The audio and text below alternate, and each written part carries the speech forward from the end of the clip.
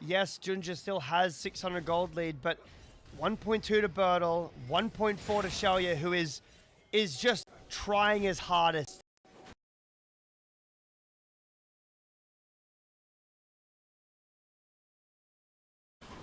Yeah, it's like when you go to a garage sale and you find some really neat stuff that it's like, hey, I can actually use this, or I like this. Sorry, garage. Like yeah, garage. And there you know we go. what? You're like, you know what? I'll pick this up. This is undervalued. You know, you check the eBay price, and you're like, yeah, this is a good pickup. That's the kind of value you're getting out of this last Whisper. Do you guys have Aldi? Your Hex Drinker. AliExpress? No, Aldi. A-L-D-I. Do you have that in America? Yes, we do have Aldi. It's like an Aldi deal, you know? You go and you're like, I have to get this. It's just so cheap. He's buying Aldi items. Speaking of items, Junja builds a not often built item in the Bastion Breaker as he goes in to try to make a play on the Tangyuan. But that won't happen as Bertel will teleport and put his foot down and keep his mid laner alive. I'm still mad about that, by the way. Anyway, I've heard some good things about Bastion Breaker, doing a lot of damage. Not just the towers, but the true damage that it can do to champions does really help against something like a Mundo. Is it going to win you the game? I'm not sure if it will. Dragon in a minute to be sole point if LGD get it. It's looking like positions are going to be LGDs for the rest of this game so far. This is one of the problems with these majors. Yes, you can push in waves. Yes, you have wave clear, but you need to be courted around the entire game, because if anybody finds you point blank, you die, because you are so easy to kill. You're so squishy. You need two people to walk you around the map, pushing down the tower, getting into river. Looks like JDG will have some priority over the Dragon because of some LGD base timers, but Bertel's just walking in. He doesn't even care. Look at him. Yeah, why should he care? Yeah, I think he should care for at least a little bit, but once he builds a Spirit Visage, why should he care? You know, I don't know who's going to be able to kill him. And he's full health again. The Bastion Breaker damage was quite nice there. I was impressed by the Bastion Breaker Cyclo Sword combo. It hurts. He's full health again. Yeah, he is just fine for the moment. LGD going to take out the crab first to be able to be aware of all the vision that's going down. Xiaoshu gets in the back. Junja going to make a big play. Finds people, but the stolen ultimate turns it around. Vampire low, goes down. Xiaoshu the next target, while Bertel is keeping the mages at bay. Hongq and Gala can do nothing as LGD put themselves on sole point. This game is done, Yanni. That was the fight JDG needed, but they're going to lose Infernal Soul Point and the Baron here. There will be no contest at all from JDG, who try desperately to get an ult onto Xiaoya, who lives. The stolen ult from Tangyuan is so much better. Bertel zones out both of the mages by himself. They just can't get through him. LGD cement themselves at a massive point in this game. You see the engage is great. Rel gets denied though. So does Xiaoshu. They just can't get in. The stolen ult is so perfect. Xiaoya buys time. And look at Bertel in the backline, just zoning away all the remaining damage. So well played by LGD. I believe it was the Draven E that cancelled that engage from Vampire. I could be wrong, it was very hard to see, but that's the only knockback that I see. If that's true, unbelievable from Xiaoya to deny that engage on top of him, because not all of it hit. And Tangyuan just smurfing in this second game. It's a damn shame for if you're Junja, because your ultimate was so damn good and unfortunately did not catch LGD's mid laner. And Tangyuan just doing his thing, making sure that this Sylas impact is known. Not exactly the most, the greatest Sylas game. We were talking about it. A couple of solid ultimates to steal, but not something you're really going crazy over. But in this case, it worked out really, really well. So we take a look at the picture-in-picture replay of what happened to Crisp there. Yeah, Crisp gets assassinated. POV'd. Don't worry, guys. I'm just clearing out. I'm just clearing out this pink ward, guys. There's 5 people on me in the jungle. I'm dead. I'm sorry. Should I have his team with him? Should have had his team with him. Is that the play there? Here blaming your team. As they're going to push up here on this tier 2 turret and be able to knock it down with a little bit of help from the health bar of Bertle. Meanwhile, Tongyuan up a little too far here, slowed up, exhausted, flashes away. Meanwhile, LGD will just continue to push. JDG has sent nobody. Hongq is in the bottom lane. Top inhibitor goes down. Yeah, this game feels over. Mundo, Trundle, 3 grubs like we've been talking about in this game so far.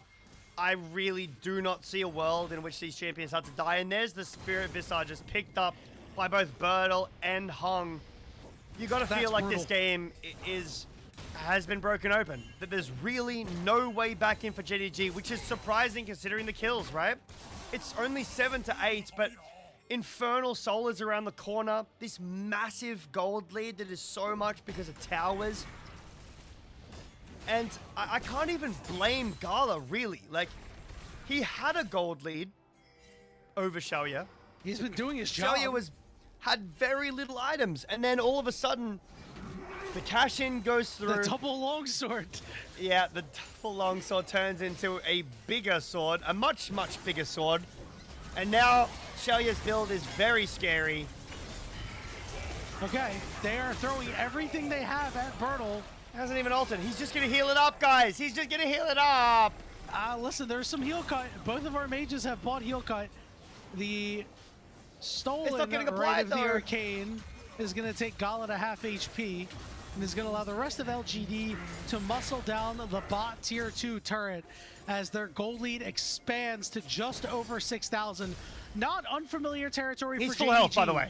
We have seen them come back from these, but I don't know if it's in the cards in this game, as Xiaoya will cash in once again, this time on Vampire.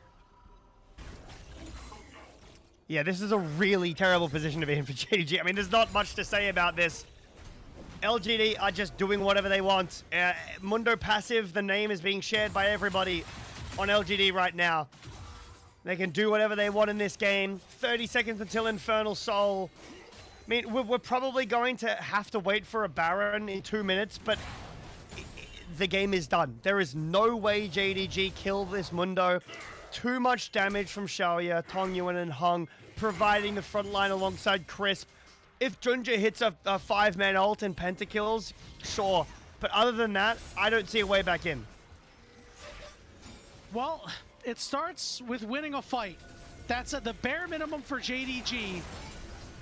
We've seen LGD be forced into a disadvantageous dragon fight, and this time we're seeing it happen to JDG as the assassin Tongyuan gets the job done. He goes golden and still has a supreme display of talent over on the backside. It's only going to land on the Xiaoshu, but that's all you need for the job to be done. LGD will knock down Hongq. The teleports will come into the top side for Dr. Mundo. And LGD will now turn back onto the dragon with a couple of members here just to make sure that Junja can't take it. Hung is going to push into the base. So is Xiaoya. The minions, the grubs, one last kill will go over to the mid laner of LGD. And Jay Beto, we are going to game 3. Yep, we didn't need the Infernal Soul. We didn't need the Baron. All we needed was one more fight from LGD and a great flank from Tongyuan. Gets it done at the end. LGD's comp so much better. Front to back that game. LGD just floored Jindong Gaming. And they break the 13 individual game losing streak, Jay Beto. They have broken it. The last time they won a game against JDG, they lost the series. Like I said, 2024 spring split. That was the Flandra, Kanavi, Yagao Ruler missing roster. That is a very long time ago, but also an incredibly high-powered roster. And LGD have a chance to try to claw back the Lifetime series with JDG up 15-7. But LGD, that game just exploded once Xiaoya got that cash out. Yeah. It felt like JDG were in a stable enough position. I was still worried about the Mundo. Anytime double mage is picked and Mundo's not banned, that's the concern. When there's not something like a Vayne or a Yone or anything in the jungle to deal with it. And there was enough damage in the earlier game, but then, like you said, the cash out came through. Scaling did. LGD had control of the dragons with red side, which is a great utilization of the side selection. And took over the game. The Baron was theirs. All the dragons were theirs. The 3 grubs. A massive gold lead. LGD. They're looking pretty close to making this upset happen. It can happen for sure, Jay Beto. We saw Crisp in his last game against Top Esports hit a milestone of 8,000 assists. He's hit another milestone today, his 500 career victory. Congratulations to Crisp. As you can take a look at the damage charts, you might have all this damage, but it doesn't matter if it's all getting dumped into the Mundo. Yeah, it's Mundo damage. What was it? Broken Blade over in EU, I believe. Did he? Yeah, it was him that set the new record, right? I can't remember if it was him. For most damage taken in a game. I know somebody in EU set the new record last week. I cannot remember who, unfortunately, because that was just a tweet that I glanced over and I went, huh, that's kind of neat. But oddly relevant in this game as LGD not up the series and will force a decisive game 3. Yeah, I mean, it's a frustrating, game state. You're trying this mage. This is the big... Honkyu has flash here, by the way. I just want to say. He doesn't have to die here. He could have flashed and gotten away. But he didn't. This is a good kill onto Xiaoya, but after that... Basically, when Straven got BT, that was it. His build is fine. And every single time Tong Yuan took the supreme display of talent, his display of talent was far more supreme. This is the play that really makes me mad, though. I don't understand why this is necessary in the game. You're getting 50 gold a person here, maybe. And then giving over a kill, giving over... I think it was the Axe? I'll have to take a look back. Still, great fight from LGD. Yeah. It was absolutely fantastic. It was Tong Yuan making the big play when he needed to, correctly taking the supreme display of talent in almost every single fight and really applying it there. That's what well and truly put LGD ahead and kept them ahead. And I think that ultimate was really worthwhile of a potential MVP performance for him. The problem is, Xiaoya did a whole lot that game too. Jay Beto, I'm torn between those guys. What do you think? Yeah, I want to pick Tong Yuan. I'm going to say Tong Yuan for my vote. I think the supreme display of talents was so good. And again, when you're saying, Draven did damage, and you look at the stats compared to the others, he didn't really. He got some kills. He held it down. He did his job, right? I think that Tong Yuan went above and beyond in some of these fights, winning out in, what ends up kind of being like a mirror match in the ults, right? Ending up beating out Junja on the Supreme Display of Talents. And him alongside Hung, this looks so good. So much damage coming out of that duo. It's just the case of anything that you can do, I can do better. It's Bertle who gets player of the game. I want to see the numbers of how much damage he took. Also, shout out Twitch chat for pointing out that it was Wonder, not Broken Blade. I think Broken Blade was second on the list. My bad, guys. But I don't watch that region. I'm so torn on this because on the one hand, that fight only goes so well because Bertle shoves out the Victor and the Xerath. I want to see the vote breakdown because I think this is going to be another 3 out of 8, and we got to see what the AI is doing. I think it'll be split. See what our buddy has to say. Oh, wow. Okay, never mind. It is almost unanimous. I don't know if I can agree with that. I don't agree with that either. But I mean, congratulations to Bertle. Everyone over on the official LPL Really thought he did a lot. I also thought he did a lot. Is it 7 out of 8 Pog votes a lot? I don't know. I do like that the only other vote was Tung Yuan though. That is yes, well deserved. But man, if Tung Yuan was not in this game, right, then maybe I'm saying it's going to be Bertle. But I don't know.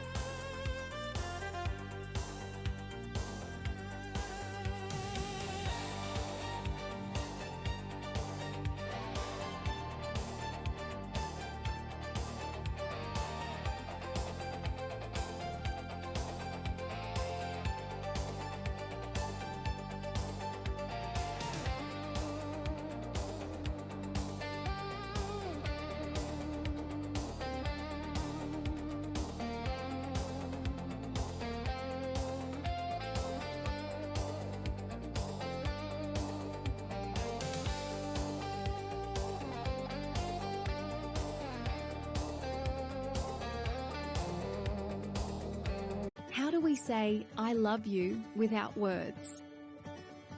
We help them feel safe and calm. We make sure they look and feel their best. We find solutions for their problems. And we do everything we can to give them the best life possible. Love is a verb. Proactive care is love without words.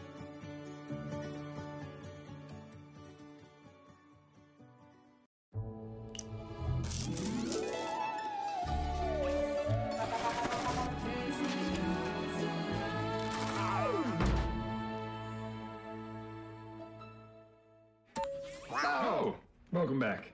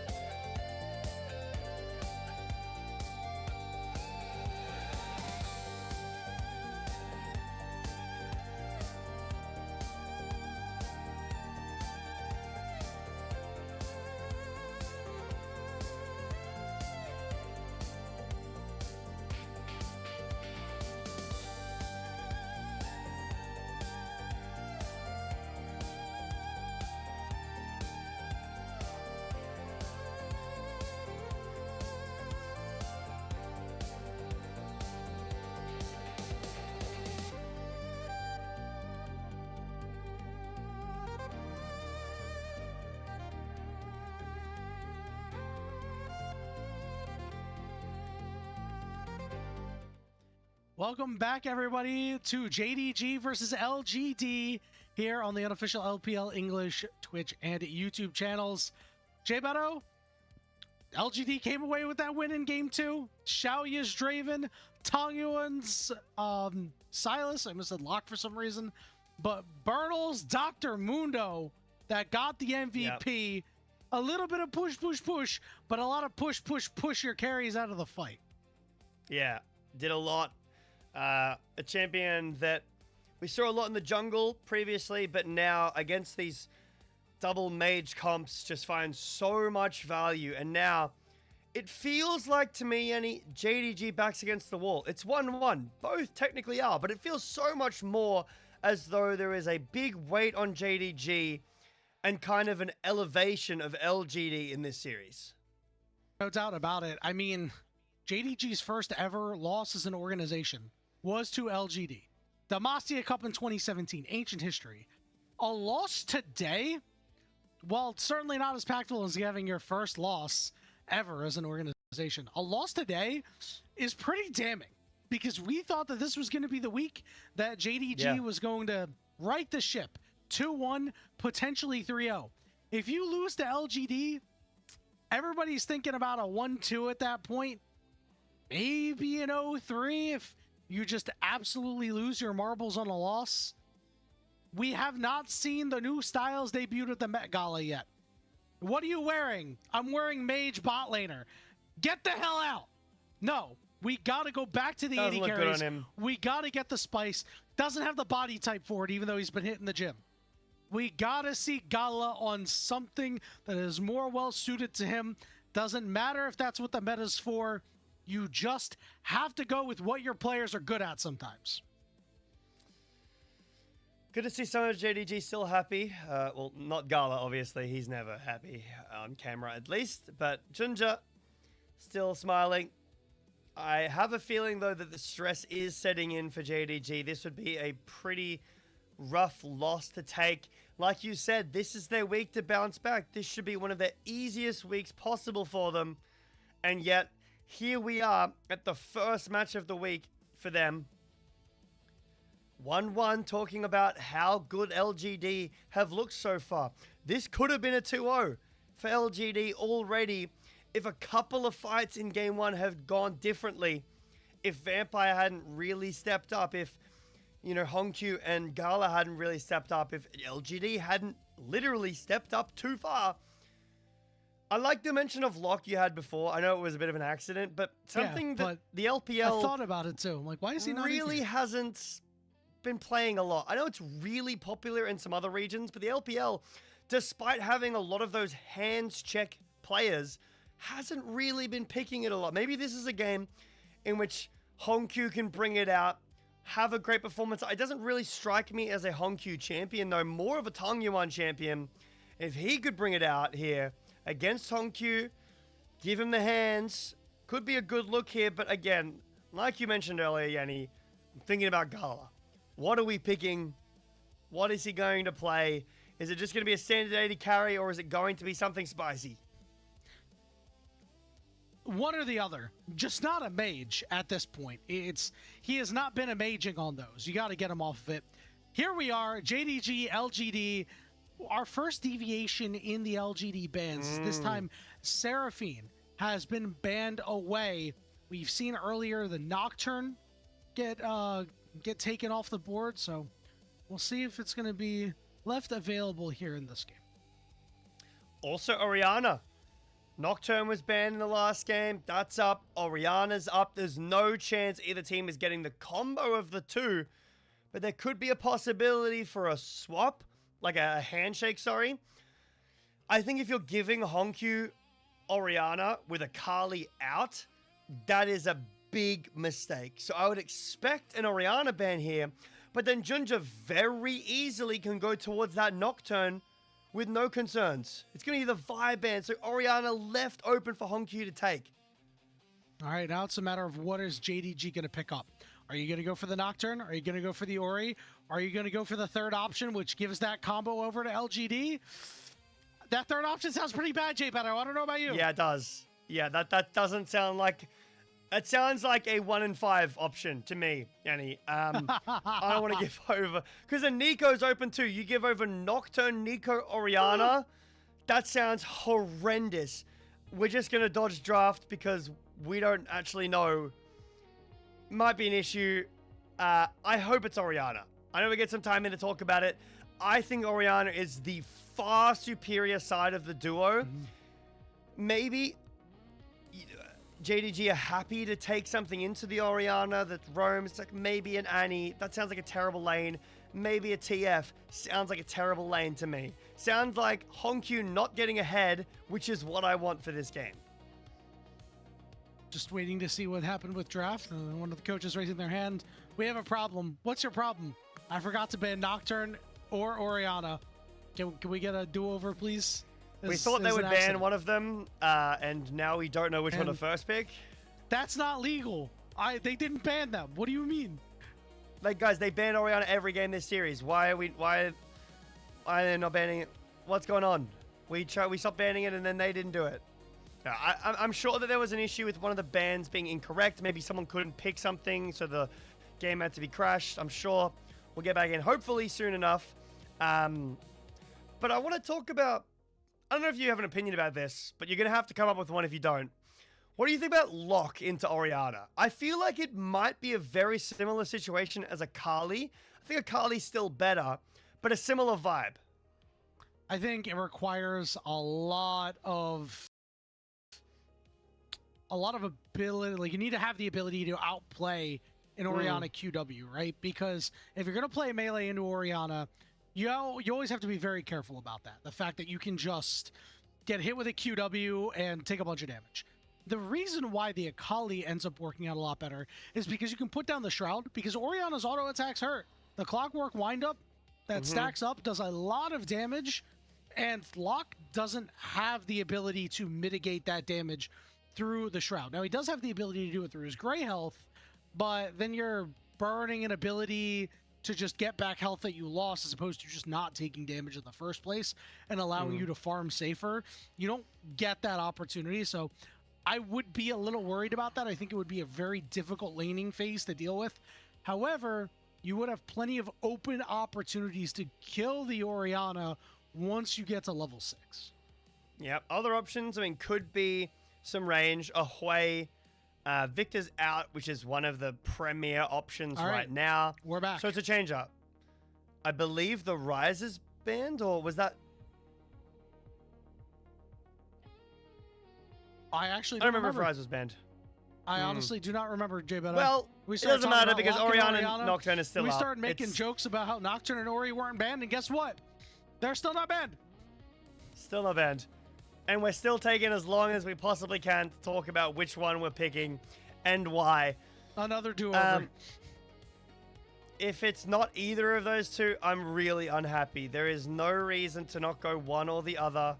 We've run out of time again. Oh my god. What is going on? All right, remember these bans. What is going on, guys? I've been playing some rank 5s. It's not this hard. It's not this hard to just ban and pick. It really. Listen, I honestly, I actually... we played with the casters. Hard stuck caster low. We got games on Thursday. It's not that hard. Sometimes we have to tell some of our members to shut up very loudly and very rudely, but we get our picks and bans in on time. See, that's me right here. Shut up. Pick Oriana now. Do it. I assume that there is a genuine issue, but the problem is that every time this happens, you get more time to talk. Not now, but when the draft starts back up, you get more time to talk about your draft. This is not, it's not supposed to work this way. You're not supposed to have 2 pauses. JDG just taking as much extra time as they can to be like, guys, we really don't want to lose a 5th series. We know we just lost this last game. They're kicking the can down the road so they can kind of de-tilt after losing that last game, you know, kind of put it out of their mind. They actually, what they're doing, J. Beto, is they want enough time to pass so it feels like they're playing a best of 2 where they went 1-1 and then a best of 1 afterward, right? I see. So they drew. But in a best of 2, wouldn't the person who won the first game win the series and then you just... Oh, no. You get to 2. I guess you don't remember when the LEC had ties. No, I don't. But what I do know about Yeah, best of 3s is that out there. In Australia, we've got this thing called State of Origin. I do not watch because I'm not into NRL, which is like Australian. It's not Australian football. That's a different sport, but it's like Australian football. And it is, yeah, it's like rugby. Rugby is rugby union for us. Rugby league is a different thing. But anyway, I guess it's I'm a strange. sports guy. I understand. Either way. State of Origin is between 2 states, New South Wales and Queensland. The Blues, which is New South Wales, which is the better team, and Queensland, which is the Maroons, which is the far worse team, and you should never support them. But if it's a best of 3, but if one team wins 2, they still play the 3rd. I feel like that is the most uninteresting game you possibly could have. I know that there's other things that do that, but like it's such a random gamble to be like, okay, well, if it goes game 3 is awesome. But if it goes game 3 and the series is already over, it is the most boring match possible. I don't know. It always shocked me. Ever since I was a kid, I never understood why they did that. I've always thought about what if we did that for League, right? What if we started putting like heavier weight on like individual win-loss in games rather than series? You know, I kind of have like rose-colored glasses for the time that like LCS played like 1 million games, or when like Cloud9 went like 25-3 in the regular season or something like that. And I miss that they played like so many games, but it does feel like the 3rd game of a best of 3 where one team is up 2-0 would be an absolute snooze fest. Like I feel like a lot of the fans would just be like, "All right, dude, you guys can have that." If you're a fan of the winning team, you're like, "Hell yeah, 3-0 these guys." Yeah, but you get no real benefit to that other than just playing an extra game for the sake of playing an extra game. I guess they have to like pay for the arena, maybe. But I know that they sell tickets instantly. So if you're buying tickets to game 3, you are really taking a risk because it could either be the worst game or the best, like the least important or the most important game. Imagine if we did that for Worlds. Imagine best of 5. Worlds finals, one team 3-0s, then you have to sit there for 2 more games. Well, we We're wouldn't in. have that. Bands are the We same. have the same. Yeah. Pick Okay, something. Clearly, so either there is an issue with picking the champion. Thank you. Or a team has tried to claim that they messed up on their bans and something happened and it was denied. Regardless, it's Orianna the lock-in for JDG. Now, I know you said you want to see the Shocking. response be Nocturne and Nico. Do you think that we will get the Nico? Because I think we'll definitely get the Nocturne. I think Nico can come on 3. Doesn't have to be here. I think you can go towards something... Ooh, like a Syndra that's been left up Nice. all series so far. This is a flex as well. Lee Sin instantly locked in. I guess Look how both well teams have prepared had they are. a long time to think about what pick they're going to play. Syndra makes a ton of sense. JDG been banning it the entire series so far. They let up a ban so they can ban things like the Poppy, which sets up for the Lee Sin because they knew they weren't going to get Nocturne. This answers some of the early pressure that the Nocturne can provide, and it's still a great combo with Orianna. Another champion that does both of those things, early pressure and combo with Orianna, is this Camille support that's been rising up and dominating the meta. It has been one of Vampire's worst champions. He is winless on it. He has not performed particularly well on it, but they are Doesn't going have to many give it wins to in him. general. They're going to put the ball in his hands figuratively and potentially literally in this game. Not the worst ball carrier as well as Lee Sin. Over on the other side, it will not be a Nico. It will be a Leona. So a champion that doesn't get taken advantage of in a Camille lane can also have some solid roaming and just in general bring a little bit of beef to the team composition. Yeah, I don't mind it as well because not similarly in any similar way to Nico, but when the lights get turned off, you're dumping a Leon ult on someone's head. It's still very difficult to see who's getting stunned, where the ult's coming from, where Solar the Eclipse Leona is combo. coming from. It does work, right?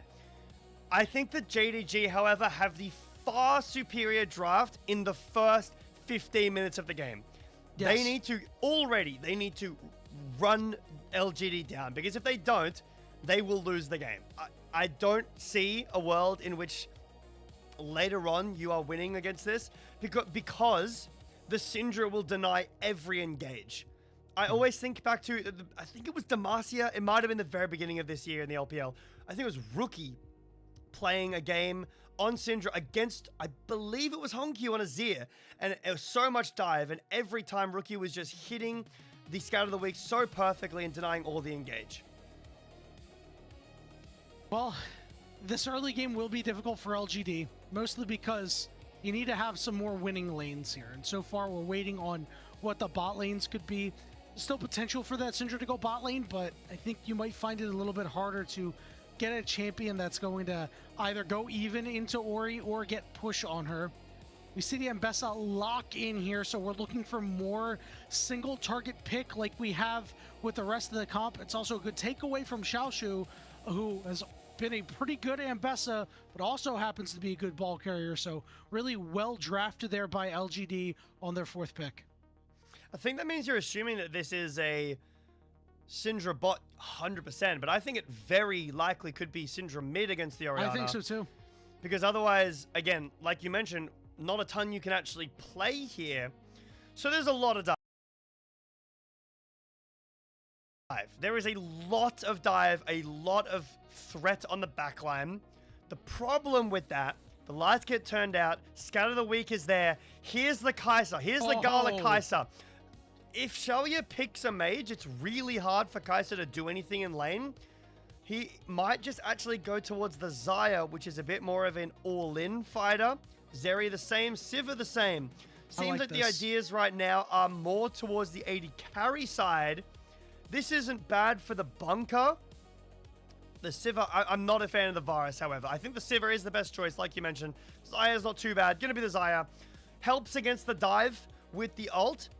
But this is a time where I think JDG's draft is excellent as long as they get off to a good start. Kai'Sa and Jax can help them through the late game with Orianna damage. We need to see Vampire Junja linking up with Hongkyu, because this is one of the most scary early game jungle support combos I could possibly think of.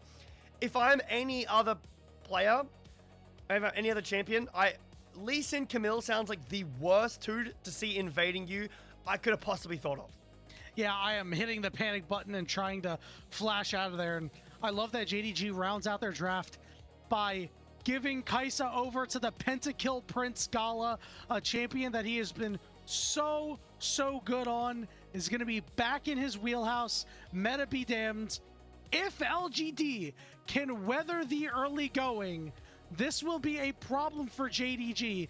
But Hung, he's going to have to hang in there, because I know that JDG is going to disrupt him and try to keep him off hitting level 6. But if he can hit level 6 without a hitch, and LGD are the first ones to make a play, I am very concerned with what JDG's doing. Yep, gonna be a scary early game for LGD, but like you said, if they can weather the storm, they have a lot of late game damage, Yanni, a lot of backline as well with the Xayah, with the Syndra, with this Leona. A really nice bunker comp that has the ability to go forwards too with the Nocturne and the Embessa. All right, Jay Beto and fans, the final game of the first best of 3 of the day between JDG and LGD. We're hitting the rift.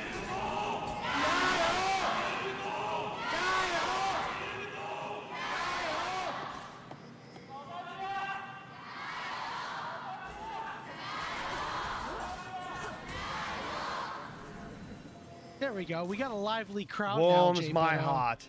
Very, very lively. Jay Beto, LGD has not beaten JDG in a best of 3 since summer of 2021.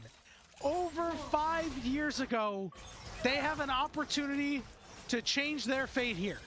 Gala, down to half HP. Shalia, already forced to flash away, not really able to get too much damage back on the Vampire, with Camille's shield negating that damage. All right, a tense start to a tense series already. Vampire on this Camille with the Hail of Blades doesn't end up using the Ignite, but Shalia no flash. There's the exhaust use as well. The Vampire, he's getting taken pretty low, and Gala's down to half 2. This is a 3 camps into either invade or dive start from Junja. He's pathing down, but he might get spotted on this ward. I don't think that JDG know this is going to be massive for the game. They have invade pressure. All right, so it looks like Junja is going to start heading onto the camps here, onto that Gromp. Tongyuan doing whatever he can to keep Hongq away, taking him low. Hongq with a little bit of healing as he digged to level 3 down to the bot lane, and it's going to be first blood for Junja.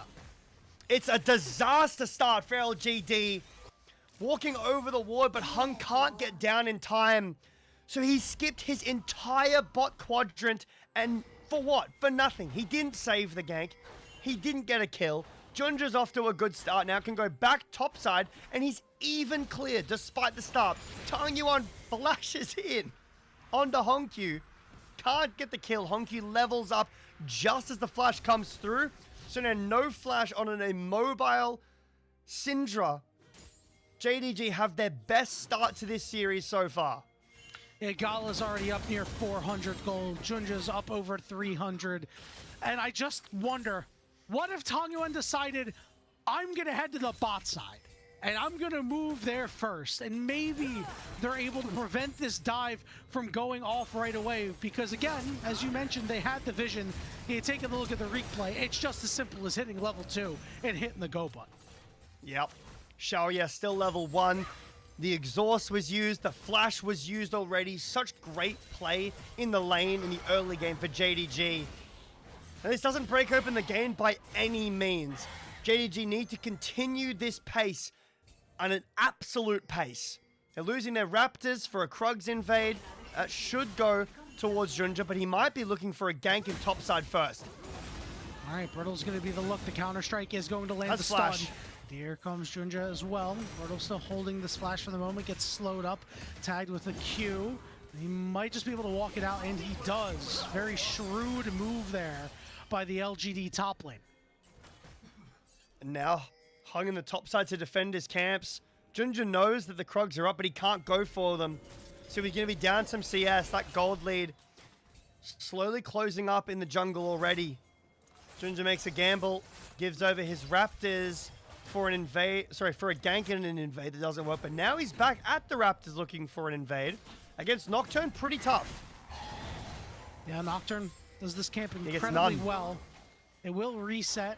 Junja still wants to poke his head back in there, but this time we're going to see pings go down onto the Krugs. Hung is going to drop the Krugs.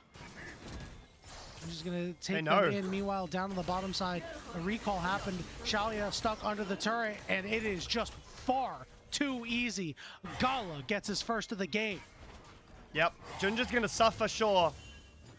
But you can see JDG, it's just a bait. Junja looks for it, and if given the opportunity, he will do it.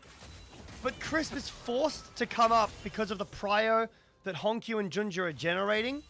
So that this leaves a Xayah by herself against Kai'Sa Camille. Very aggressive bot lane, and you can see how much damage they do to Xiaoya. 1k lead for Gala on one of his best champions of all time. We've been waiting for Gala to be able to shine on his traditional picks. I like that when the chips are down, JDG say, this is what we're going with. We are going to go down swinging our way. I think more teams need to do that and play that sort of style. And so far, they are being rewarded, Jay Beto. Stragon is up. It's been up for a little bit. Nobody really taking a look at it, turning their noses up at it. And why would you if you're JDG with the kind of lead that you've built so far? Yeah, a lot of gold on the map right now in terms of just the kills given over to JDG.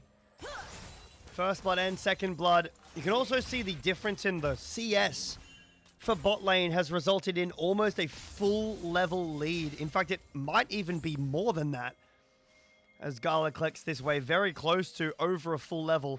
But not only that, the gold. Not only that, the cull stacks. When Gala finishes this, he's 30 in front. He's going to have that extra gold for an item spike way sooner. He will be at Kraken Slayer, while Xiaoya has a couple of long swords. Any fight will be terrifying for LGD. Shockwave, it's still caught Tongyu, and despite the flash, he's still alive. Hong on the backside takes out Vampire. It's a 1-for-1 for now, but Hong is going to look to chase down Honkyu, unable to do so. So the first paranoia is defensive and only results in a 1-for-1. Still a good pickup here for Hong. Honkyu doing a good amount of damage, catching Tongyuan's flash. That's the most important part of this kill. Junja can come back and look for another gank with Vampire. Try to get some more leverage for Honkyu in this lane. He hasn't really built up that big of a lead for himself as the popping execution goes wide. Really feeling those nerfs still. No one has really adjusted to them. Definitely doesn't feel too good, but JDG simply need to play around Gala throughout this early game with this 1k lead and so much there's so much CC to proc Kai'Sa passive or to add stacks to. Gala has a tough game in terms of the range against the Syndra, against the Leona, sure, but it's such a great comp to play Kai'Sa in. We've seen JDG have these leads before and be unable to close out the games. Think of their series against Top Esports recently. Jinja hopping over the wall with the kick, and Bartle goes down to the auto attack from Xiaoshu. JDG up 4 kills to 1. Yeah, this is what we need to see from JDG with this comp. Early domination, and that's what they've shown so far. Vampire on these roams, finding success. Junja on these roams and ganks, finding success. And they have done so. Only have dropped 1 death, and it's Vampire in that mid lane. They're up 4 kills, and all of them spread out among pretty decent champions to get leads. They will lose this dragon, but getting some grubs on Jax is really nice. Should be able to really start to do damage in the side lane when he gets these items online against Birdle. But I am really scared for LGD when this Kraken Slayer gets picked up by Gala. He's going to be significantly ahead of Xiaoya, who does have the BF sword, so that is a good pickup. Means that he's probably going towards the Yuntal and a much better first item than the Essence Reaver start. But still, Gala will be here so much quicker. Hong's paranoia is now off cooldown, so we're looking for the second one to make an impact if you're a fan of LGD. Remember, it's a team that we think if they can weather the storm, they have options and chances in this game. But with the leads that have already been taken by JDG, it is going to be a tough mountain to climb. Hung on the recall is going to start walking toward that top side of the map, so it might be the next spot that we see a Paranoia go down. But you Paranoia into what? Jack's stun? Maybe that gets spell shielded. He jumps away. He has flash into the shockwave. Honky also has flash. There's no way of forcing that unless Crisp roams. If Crisp roams, Sharia gets dove. Are you going to gank the Kai'Sa and the Camille? Well, you just die if you do that. Gala has cleanse and flash and enough damage to kill you. Yes, you do have the first item spike here for Hung, the experimental hex plate. But I think that anywhere you go as Hung right now, you are losing the play unless you overwhelm with numbers. And right now, that's a risky gambit to make. Leaving someone like Shaoya here alone in the 1v1, he will be losing it. He was going to go down a lot of CS, and at any time, a dive could be coming. He swept out some wards earlier, or he turned a sweeper on, but didn't catch any wards. And JDG have had full information of where the LGG jungler is. Vampire walking up to this top side here after a teleport in from Xiaoshu. Going to look to shove this wave in. They're going to look to make the dive happen onto Bertle because they know that Hung is no longer on the top side of the map. Hongq going to put the ball on Vampire. The good ball carrying work will get the job done. It is Xiaoshu getting a second kill, up over 1,000 gold, and LGD have yet to respond. The opportunity might be here, the blast go, and it's Hung over the wall to kick away, but it's the Solar Eclipse combo with the flash over the wall, and Junja will not survive. It's Hung picking up his second. There is an answer, but I do still want to talk about the macro decisions from JDG there, going for 2 dives at once, one in top, one in bot. As soon as Junja is on that control ward, he knows the LGD are going to drop everything to cover for their AD carry. And then immediately, JDG retreat in the bot side. But they're in top now with Hongq and Vampire diving this Ambessa, putting her further behind. Unfortunately, Junja gets caught and it kind of ruins the beauty of the play. But still, there's the Cull finish for Gala. He has the Kraken Slayer finished as well. LGD cannot fight him at all. He's up 1.8k. He's up so much CS. Xiaoshu's going to get spotted on this ward, but I don't think that's going to stop it from happening, this dive. And Dala had just completed his 80 carry quest too, so he is a lot of money in the bank right now. He's that pretty waiting rich. to cash in on. He's going to cash in on a couple more plates, and Xiaoshu's going to help out with those triple grubs. It might even be worth the death of Vampire here. It's going to be Hung picking up his 3rd kill of the game, but it's Xiaoshu and Gala with their pockets up 2k on their lane opponents each. Yeah, definitely an overstep there for Vampire, giving Hung the kill. I will probably agree with you and say that it is worth just because of the magnitude of the sheer gold lead that Xiaoshu and Gala have together. And I do think that it is still really difficult for Hung to go in anywhere on a side lane. Typically on Nocturne, you want to be going in on a side lane and ulting and making these plays at this part and future parts of the game. But anywhere you go, you're probably dying or at least not getting a kill. Gala Unleashed power dies in mid. There you go, Taguan, and now we're going to try to make a play on the top side. These Chain Lace Crushers are going to reduce the CC, but that's not going to matter when you're publicly executed. It is a 4th kill for Hung, and LGD have knotted up the kill feed. Yeah, okay, well, you can kill Hongq, there is that, but I have no idea what Gala is doing, walking up and dying to Syndra in mid. He has no reason to do that at all. Has flash up too, doesn't need to get hit by anything and still does and dies. Huge mistake from JDG here. They lose 2 crucial members and it won't... I guess he's caught out of vision. Cleanse it. Like, don't be so greedy with your summoner spells. That's a cleanse. You need to cleanse that and walk away. There's no excuse. Well, it's holding in the back pocket for this next fight, Jay Beto. So Gala still having both summoners up. Should be a favorable fight for JDG. LGD trying to poke their heads in. on the second dragon. Doesn't really look like they'll get an opportunity to do so. So JDG will be able to take their first dragon of the game, second overall.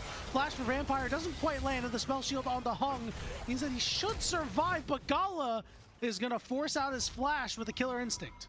I think that's fine for LGD. I think it's a really smart idea to give the dragon, like you mentioned, Gala didn't use his summoners, but he did lose 700 gold of his lead, right? Which is massive when Xiaoya didn't get the kill. So let's not fight the dragon. We've already got one. We're giving over one Chemtech Drake to JDG. Then the Orianna ult gets spell shielded by Nocturne. Well timed by Hung. The flash shot from Gala was way too far for his team. Then Gala ult can't get the kill.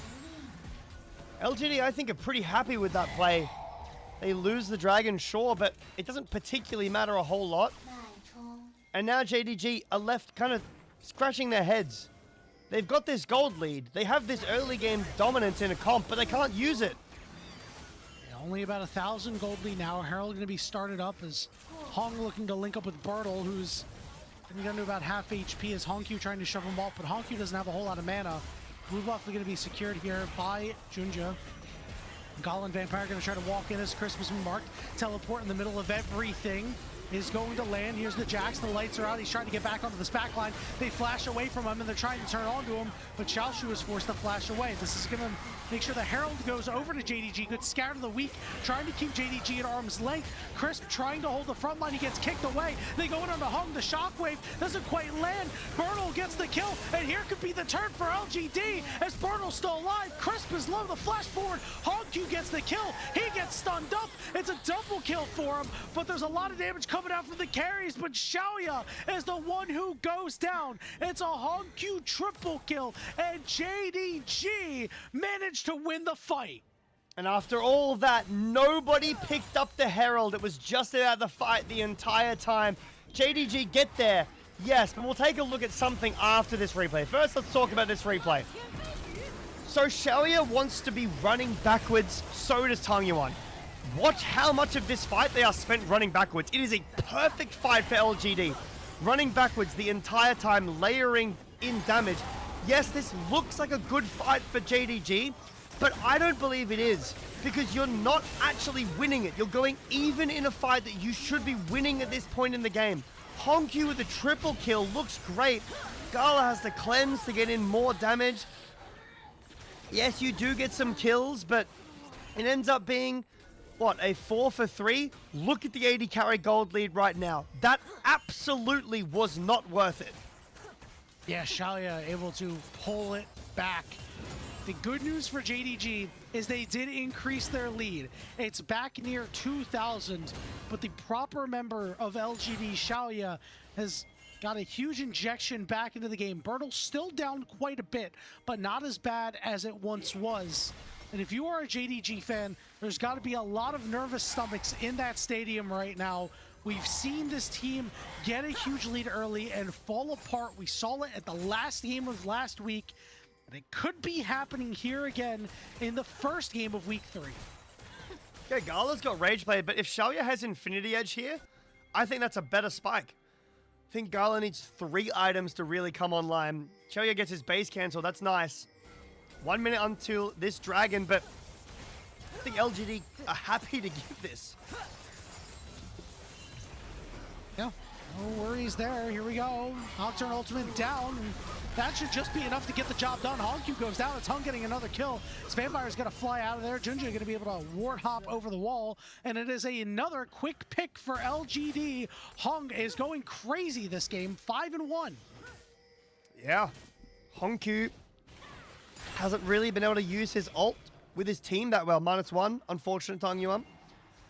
But now, I really like this JDG draft. I think it's great, especially with the big leads that they had. But they've thrown it all away multiple times in fights that you're trading, and you don't want to be doing that from ahead when you're giving over shutdowns and big amounts of gold over to champions like Xayah. It's even. It is 300 gold. Xayah has Infinity Edge. This fight is anyone's. LGD can very easily walk in with this Leona that will absolutely demolish Camille in the late game and take this fight.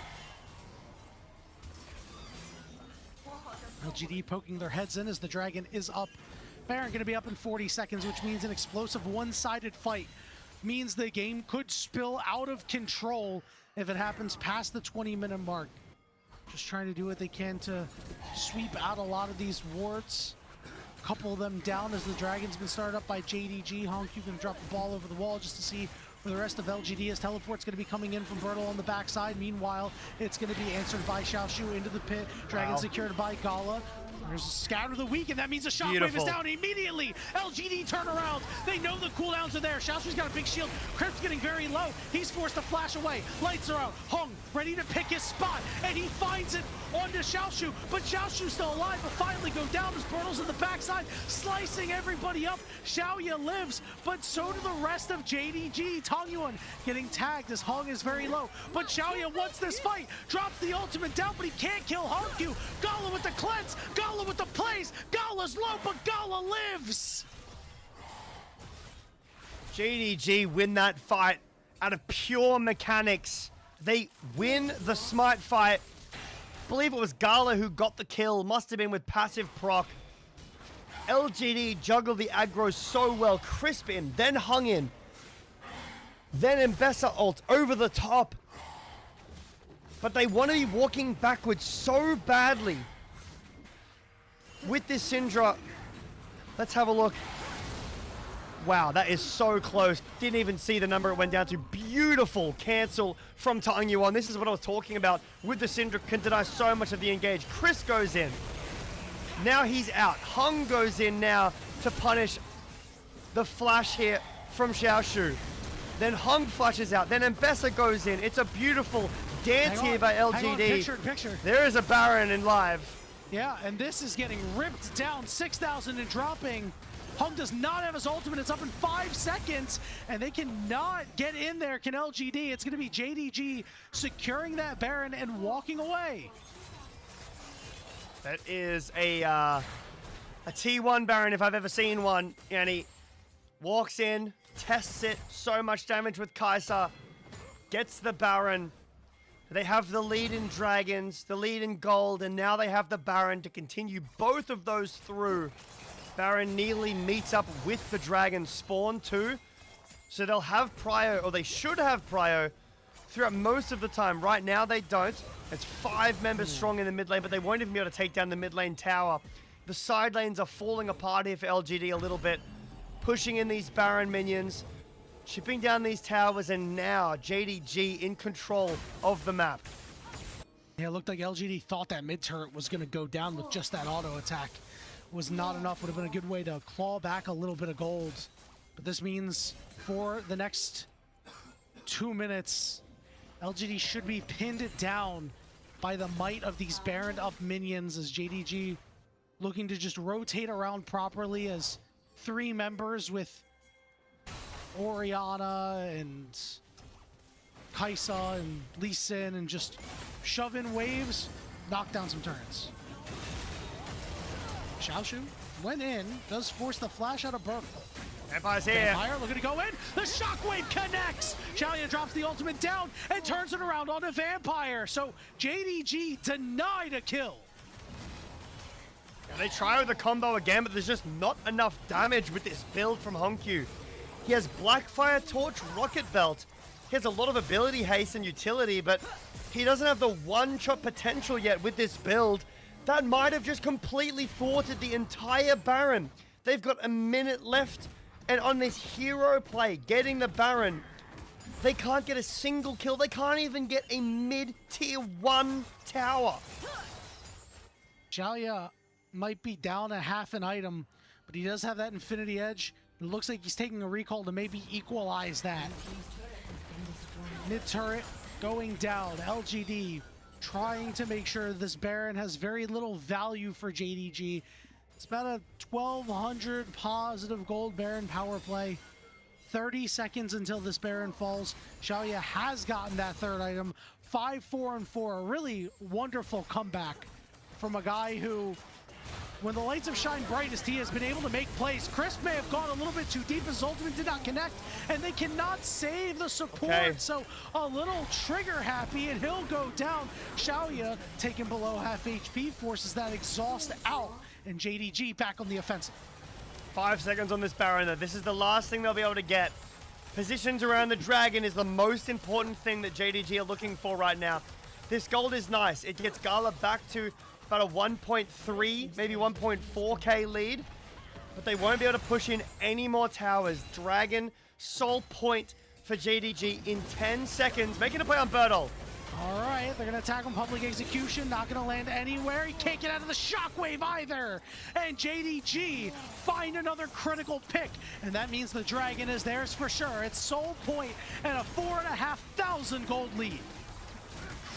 Crisp going in there, not finding the ult onto Vampire, and then the Zenith Blade still hitting, going too deep, costs them so much. You see Gala hits W and then immediately uses the Killer Instinct on the Xiaoya in the backline to try to do as much damage as possible and push the Xayah out.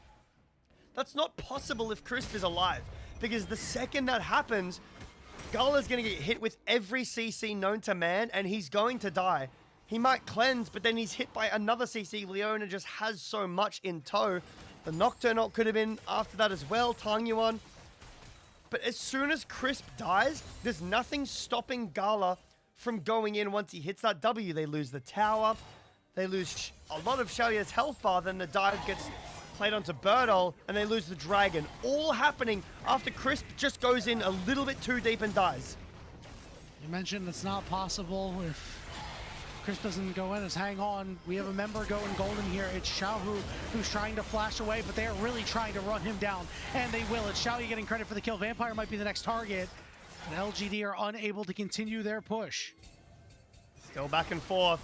Remember, a lot of CC in frontline from this Leona. She provides so much to this comp as protecting Xayah and allowing her team to go in. Catching that Xiaoshu in the side lane is very nice. He's got a big lead, and taking that out of the game for another 30 seconds is nice. Xiaoya continues to manage to even up the gold. Whenever Gala gets something, Xiaoya is getting something back. He's never too far behind in terms of gold. Once this Xayah gets to a point, I think it's 4 items. Maybe the GA after this, I assume LDR is important as well.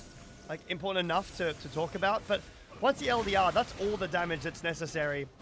Really nice knockback from Tang Yuan. The ult is beautiful, but Crisp being alive here and just zoning away. Look at Vampire, he can't go in. Solar Flash splits up the fight, and then again, Crisp is here.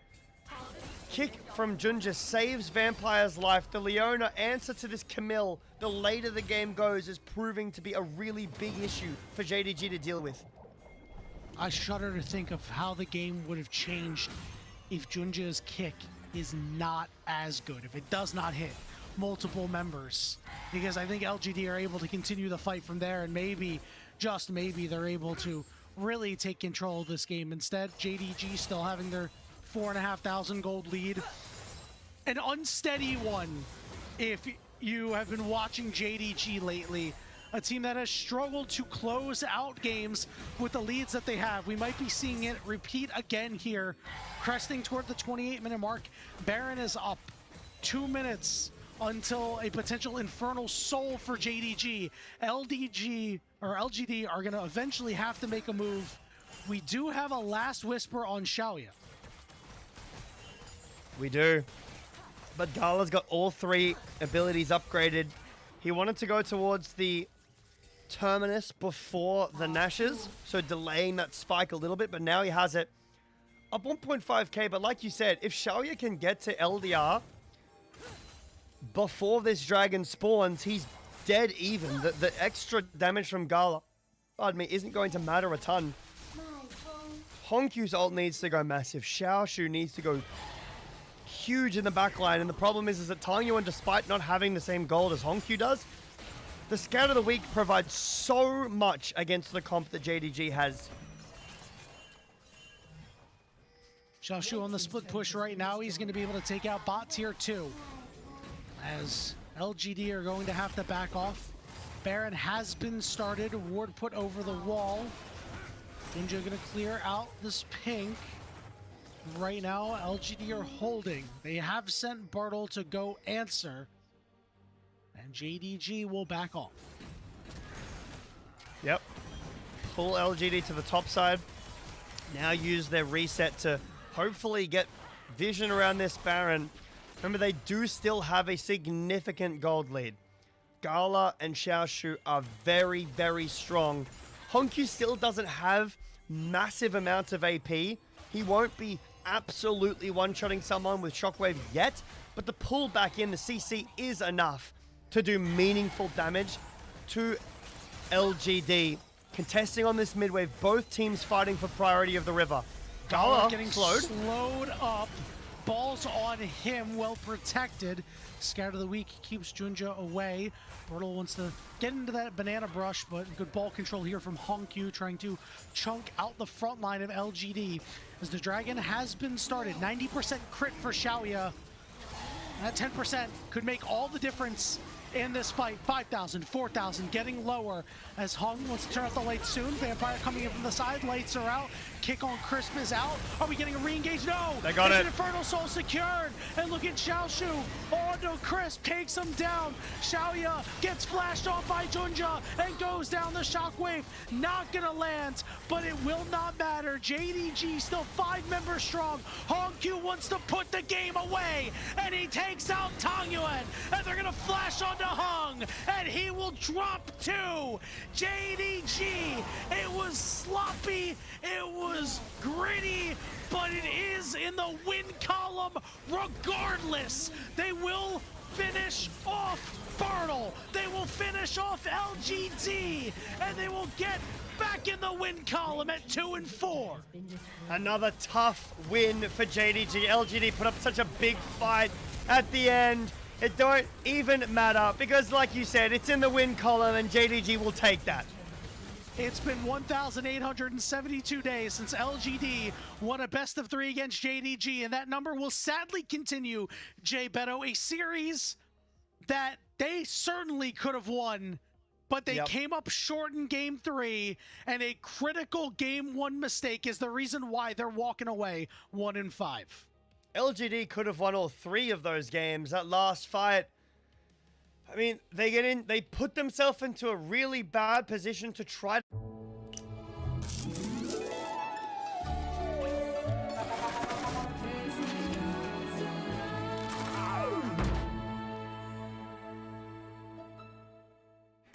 Oh, welcome back. JDG need to deal with, but a win here is very important for the mental. Not being 1 and 5, not being like 6th place is important. JDG will start off a hopeful 3-0 week for them with this 2-1 victory over LGD. I don't know if it's going to be a 3-0 week. After what I saw against LGD, they can certainly lose the Team WE on the back half of the week. JDG opened with the very first game of day 1 and the very last game of day 5. But in the middle, they have to play against EDG, which is a team that we'll see up next after we get through all the post-game festivities for the first series of the day. We don't even know what that team's going to look like, Jay Beto, with JJ coming in. We could have, he's back, the new old jungler, and, maybe this team gets a new direction, all of a sudden becomes a little scary. And maybe we're looking at JDG at 1 and 2, who knows? Either way, regardless, JDG have shown that they need to tooth and nail fight through every series. On paper, this should be a 2-0 easy victory for JDG, but LGD putting up a really good fight here in this game. I could have won all 3 games if a couple of things had gone differently, if some team fights had gone a bit more LGD's way. JDG will get the win, but they're definitely not feeling good about this. They have a lot of work to do for the remainder of this split if they want to make it to that split 3 playoffs and be in contention for the title. A lot to like out of what they brought to the table today, but they're going to have to very quickly shake off this tough loss because tomorrow they're going to play against Thunder Talk. These 2 teams in LGD and Thunder Talk are going to be fighting for that 6th seed. Remember, that 6th seed automatically gets you into the playoffs. You skip the play-in. With how EDG could look, who knows? Maybe we're going to have a different conversation about that. But right now, We were thinking it's going to be Thunder Talk or LGD as one of those teams that's going to get out, and the other one's going to be in the bottom too. So you have to really lock in tomorrow, the first game of tomorrow's day, and take a win over a Thunder Talk team that you could absolutely beat if you were able to do this to JDG. Push them this far to the brink.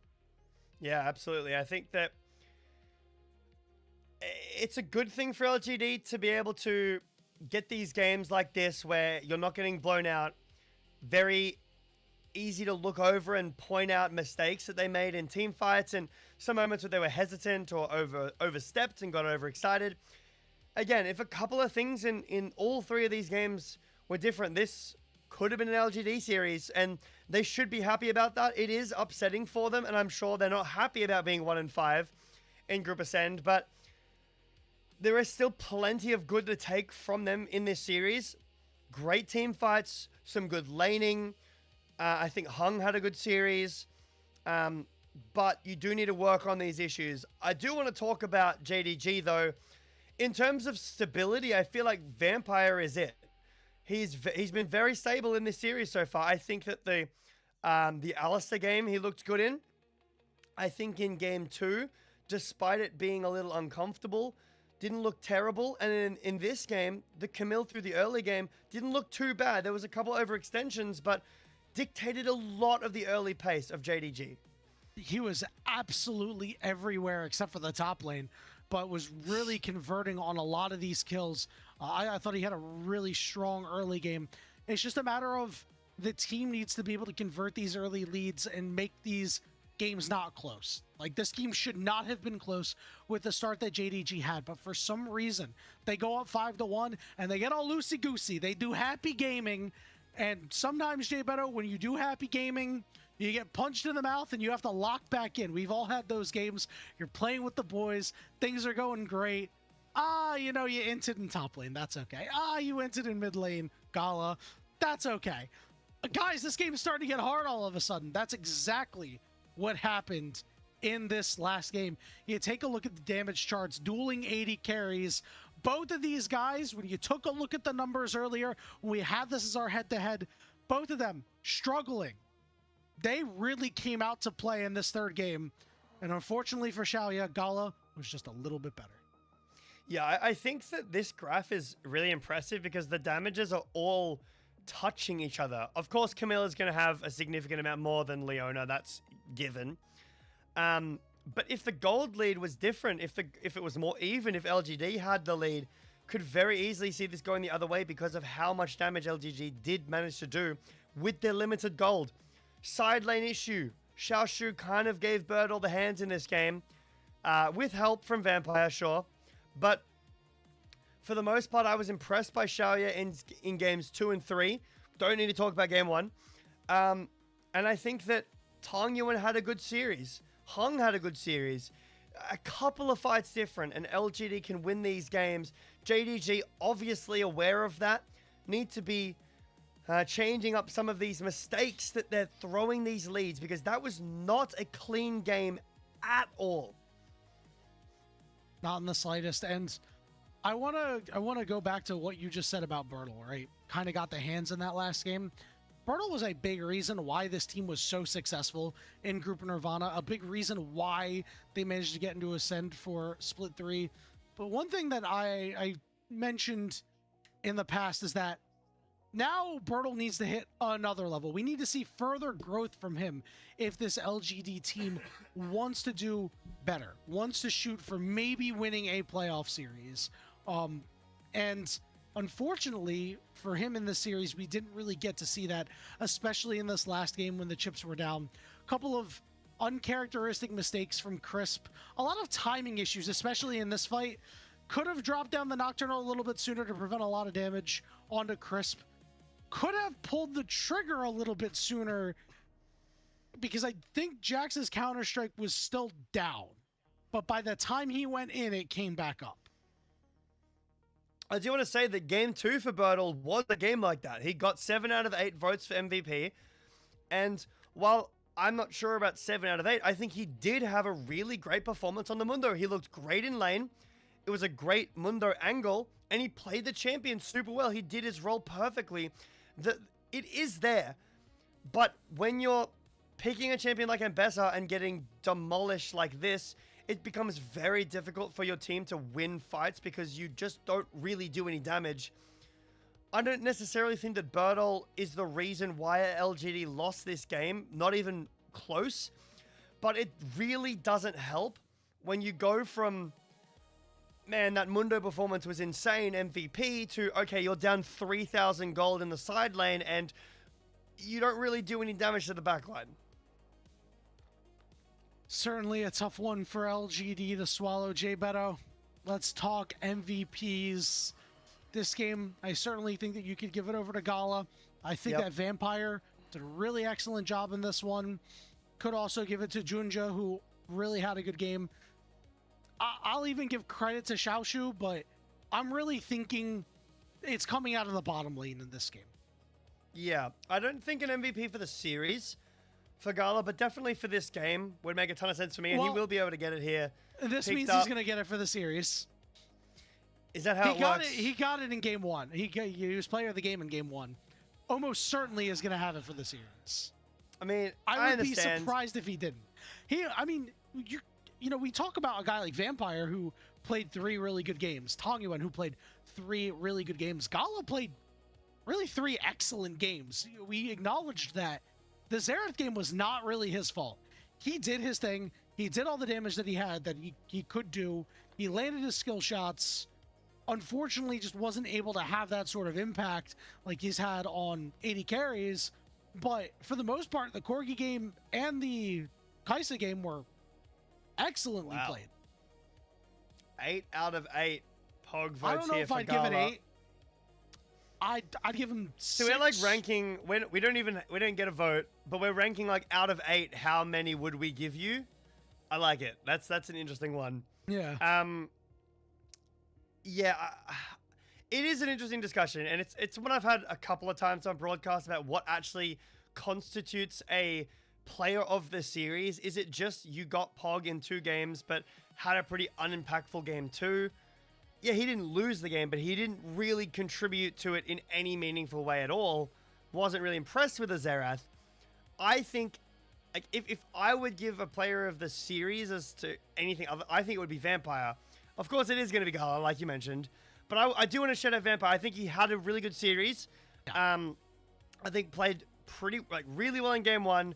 Game 2, a bit tough. When enemy Draven gets cash out on your mid laner and is up 3,000 gold. You're on Nautilus. What can you do? And then game 3, I think, he overcentered a couple of times, but was instrumental in there pushing forwards. Talk about Gala, though. This Corki game was insane. Yeah, the Xerath was a little slow, but the Kai'Sa, I mean, it's Gala Kai'Sa, guys. He looks great on it. Yep, and I'm glad that, as we mentioned earlier, JDG going back to what works for them, putting Gala on what he's good at, seeing how far you can get, even though the meta is hostile to some of these 80 carries, he was still able to get the job done when JDG needed him the most. That's going to be it for myself and Jay Beto. But the good news for all of you LPL fans is we have one more series today. Edward Gaming versus Top Esports will be coming up next, covered by Foles and Grapes, right after this break.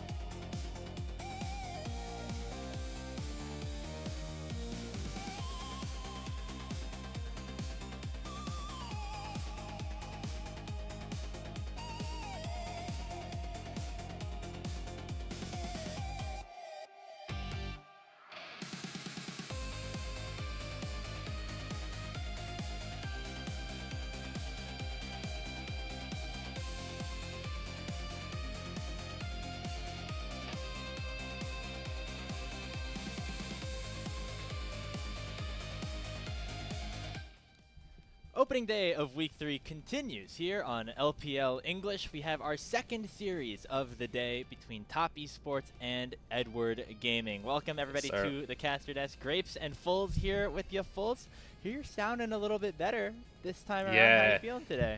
Yeah, man. So we had to take the airplane ride, man, in the previous occasion, but we got ourselves in a new room here, man. All the boys clocked out. Samikin's gone, KD as well. No more Willie or Tails, man. So it's just me holding it down the fort at the Winthrop here, man. And we're just gonna be making some magic happen, doing our best on this LPL. And we got some of my favorite players lined up tonight, Grapes, man. Got that new microphone set up for you as well, and lucky for you, we're covering one of your favorite teams in Edward Gaming, who certainly need a bit of a turnaround after what has been a very slow start to the season so far. Let's take a look at their roster as they try to avoid falling to 0-6 to kick off split number 3. Oh boy! You may notice here, Fulls, a little bit different of a look this time around, as a little trade was announced. JJ joining this Edward Gaming roster as Xiaohao moves over to Weibo, and that is going to be the big difference maker, hopefully, here for EDG. Yeah, so I had some crazy takes going in the earlier splits of the LPL this season, and I was a big-time LNG fan because of this man here, Bulldog. He's one of my favorite players I ever seen, man. He's coming over here, playing into, China and the LPL. It's just one of the coolest things ever. And I made this crazy statement. I said, Bulldog to Worlds. Bulldog to the World Finals, man. But the problem is, we got no way to get there until now. We got JJ. We got a World Finalist on his team. So he got someone to guide him straight there. And, yeah, I think he can totally make it happen now. Yeah, Edward Gaming, we're a very exciting team to many people going into 2026. And they had looked good at certain stages in the various splits that they were participating in, but so far in Group Ascend, it has not been the same case, and this has been the story for Edward Gaming over the last few years. They've been able to perform well in some of the higher tier groups, like Group Nirvana, Group Perseverance, but when you play up in Group Ascend, things have not looked so good for them. The last time that they were here was in 2024 in the overall LPL, and they finished 3-13. They then went to Group Nirvana, where they had remained over the last couple of seasons. We thought that things might have been turning around for them here going into Ascend, but they've only taken one total game so far out of the 5 series that they have played in. Yeah, it's not looking the prettiest here for EDG, who was able to sneak their way into this Group Ascend, but just kind of stuck here on the bottom side of the table. They really want to be able to start taking some games off of some of these teams to start proving that they can do a little more than what WE did last split, where they just kind of stick at the bottom of the table, don't win anything, and then show up at playoffs. I want to see them show up now, and now that they've made this roster change with someone like JJ, who really has a lot of potential, I think my main man Lee Tae-young, the Bulldog, can really get this roster over the finish line and make some magic happen here in the LPL. JJ will be a very important piece to try to fill in for the shoes of Xiaohao. Obviously, finishing top 3 with Weibo in Split 1, that roster has had their share of issues over the last couple of weeks, and so some changes were made down there. And looks like Coach Clearlove decided to donate JJ back over to Edward Gaming, who won a world championship with him back in 2021. It was crazy looking back at some of these old clips. This was 5 years ago at this point. JJ was just a little 19-year-old kid, the youngest player on this EDG roster, but he was stealing dragons, barons, left, right, and center, and helping his team all the way to the first LPL victory at Worlds since 2019, and the last one that we have seen from an LPL team at Worlds. Yeah, I remember watching this back in the day, and this was a super stacked roster when you come back and looking at it now. You got Viper and Scout when Scout was in his prime. I mean, Viper's always been one of the best players in my opinion. So all these guys together, Mako, Flandre, these are some of the most highest tier stocks in the LPL as when it comes to names. So all these guys being on one team, it's no wonder that with JJ, he really was one of those star players. So yeah, I think that this is a super huge equalizing factor coming into the series tonight up against, the top esports. Yeah, if JJ, of course, last year was brought onto a Fun Plus Phoenix team very late into the season to try to turn their season around, didn't really get all the way there, but now a little bit more runway this time on Edward Gaming to try to put some wins on the board before they head into the play-in series and eventually their hopeful road to Worlds. But let's take a look at who their first opponent will be with this new roster, and that is Top Esports here, Fulls. Another team that made a roster swap going into Split 3. Feng Yue out, Zhuo in. They looked inconsistent towards the start of the year, but they're coming off of a very important win, a dominant 2-0 over JDG, where it looked like they were finally starting to put pieces together.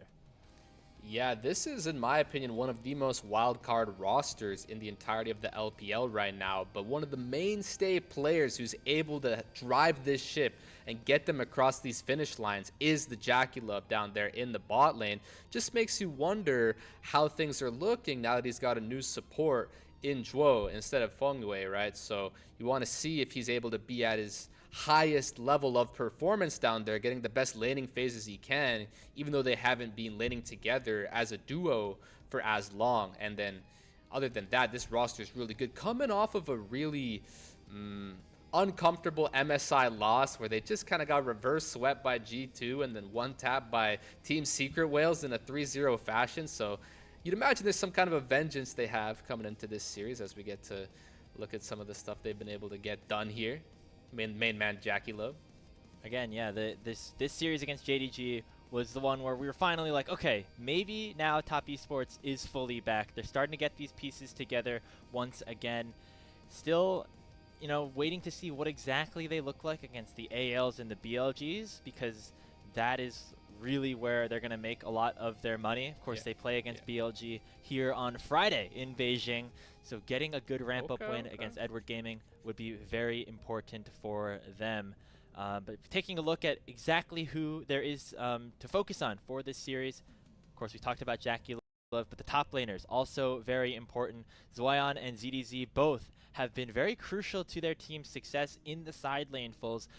They're very comfortable playing these carry champions, getting a lot of resources. The problem is sometimes when they fall behind, that is where their teams end up not finding success.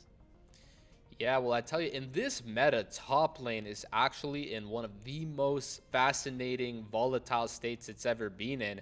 We're talking about sending supports up their level 1 just to ward those top lane brushes, man. Those 3 brushes in the top lane with these ranged champions. You got Vayne versus the Gnar or Tristana up there just to be able to get some auto attacks in. You got Olaf equalizing the playing field. You got Jace. You got people banning for topside as well to really make it hard to pick some of these matchups. So that's why the meta's kind of developed in some of the ways that it has, is to get these supports to be able to be on the map, to impact this top lane where we see champ pools like this. And so I'm really curious to see what it looks like in the top lane in these games we played today. Is it going to be 1v1, or are we going to have some assistance up there? You know, time will tell. It's going to be very explosive up there, and whoever is able to get a big lead up in the top lane, I think is going to have a good chance to win this series.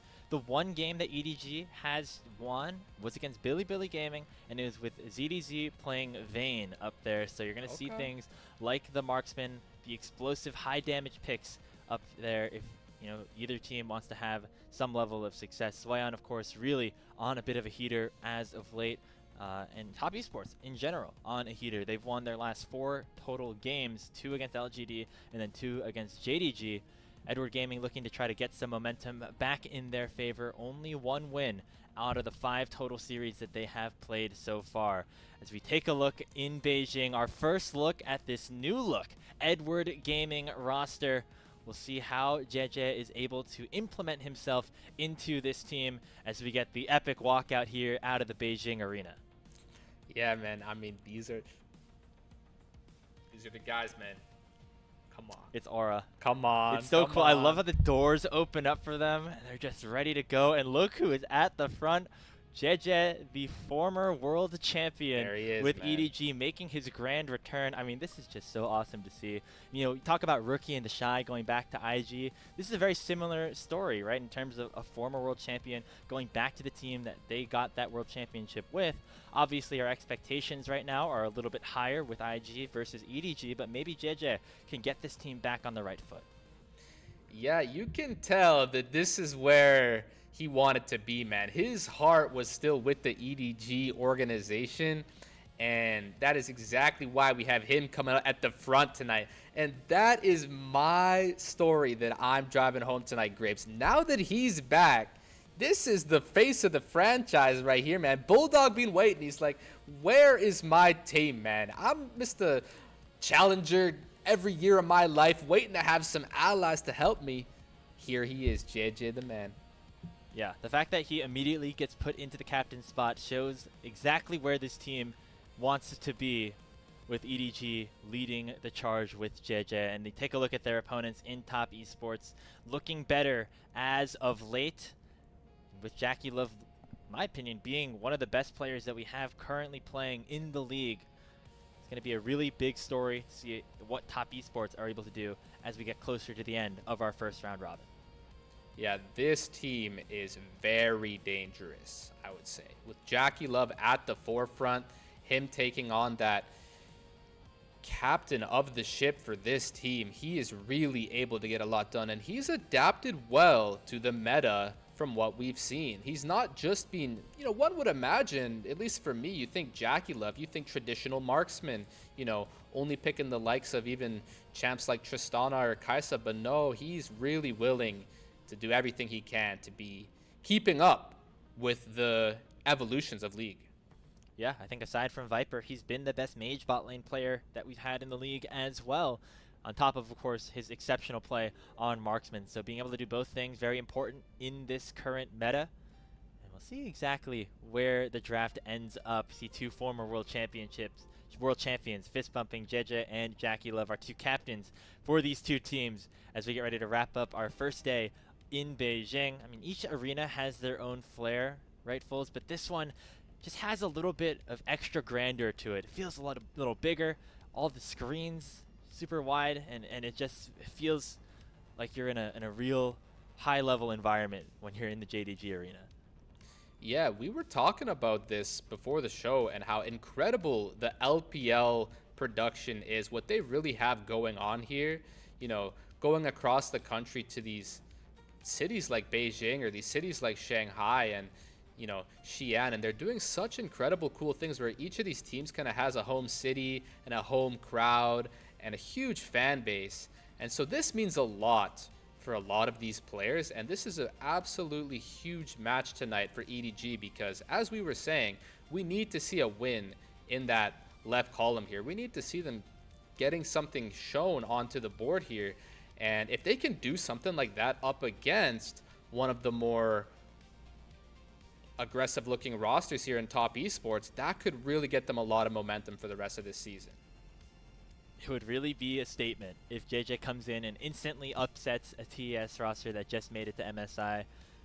But, of course, that's not necessarily our full expectations. I know you're a little bit more hopeful for EDG's chances in this series. I sure am. I'm more leaning towards TES. I think that even though they have looked a little bit shaky with Zhuo integrating into this team, they just, I feel like, have the better players here on the day, particularly in the mid and bot lane. I feel like Jackie Love has integrated, has accustomed himself much better to this current meta, and Cream is still looking very solid. Bulldog's going to have to step it up, your guy, if EDG is going to want a chance to win. You know, now that you really mention it, hearing those two names beside each other, Cream and Bulldog, that sounds like one of the Rồi, xin chào các anh em thân yêu đến với phòng live của BLV Jindo. Chúng ta cùng quay trở lại với những diễn biến hấp dẫn đến từ giải đấu LPL. Trong trận đấu ngày hôm nay thì vào lúc 16 giờ chúng ta đã có cho mình với một cặp đấu khá hấp dẫn khi mà Chiến Đông Cao Minh đối đầu với LCD và kết thúc với một cái tỷ số đó là 2-1 anh ạ. get those better micro clicks or decisions on those moments is going to be able to take. Và trong trận đấu ngày hôm nay thì chúng ta sẽ đến với cuộc đối đầu của Top Esports và đối đầu với các thành viên bên phía của câu lạc bộ đến từ đội tuyển Esports Gaming. Đến hiện tại đang có cho anh em chúng ta với một giai đoạn thi đấu rất là tệ. Rồi trong hiệp thi đấu, trong ván đấu đầu tiên thì chúng ta sẽ đến với khoảng thời gian mà với một cái thời lượng phút. Em sẽ nghĩ là sẽ trên 30 phút.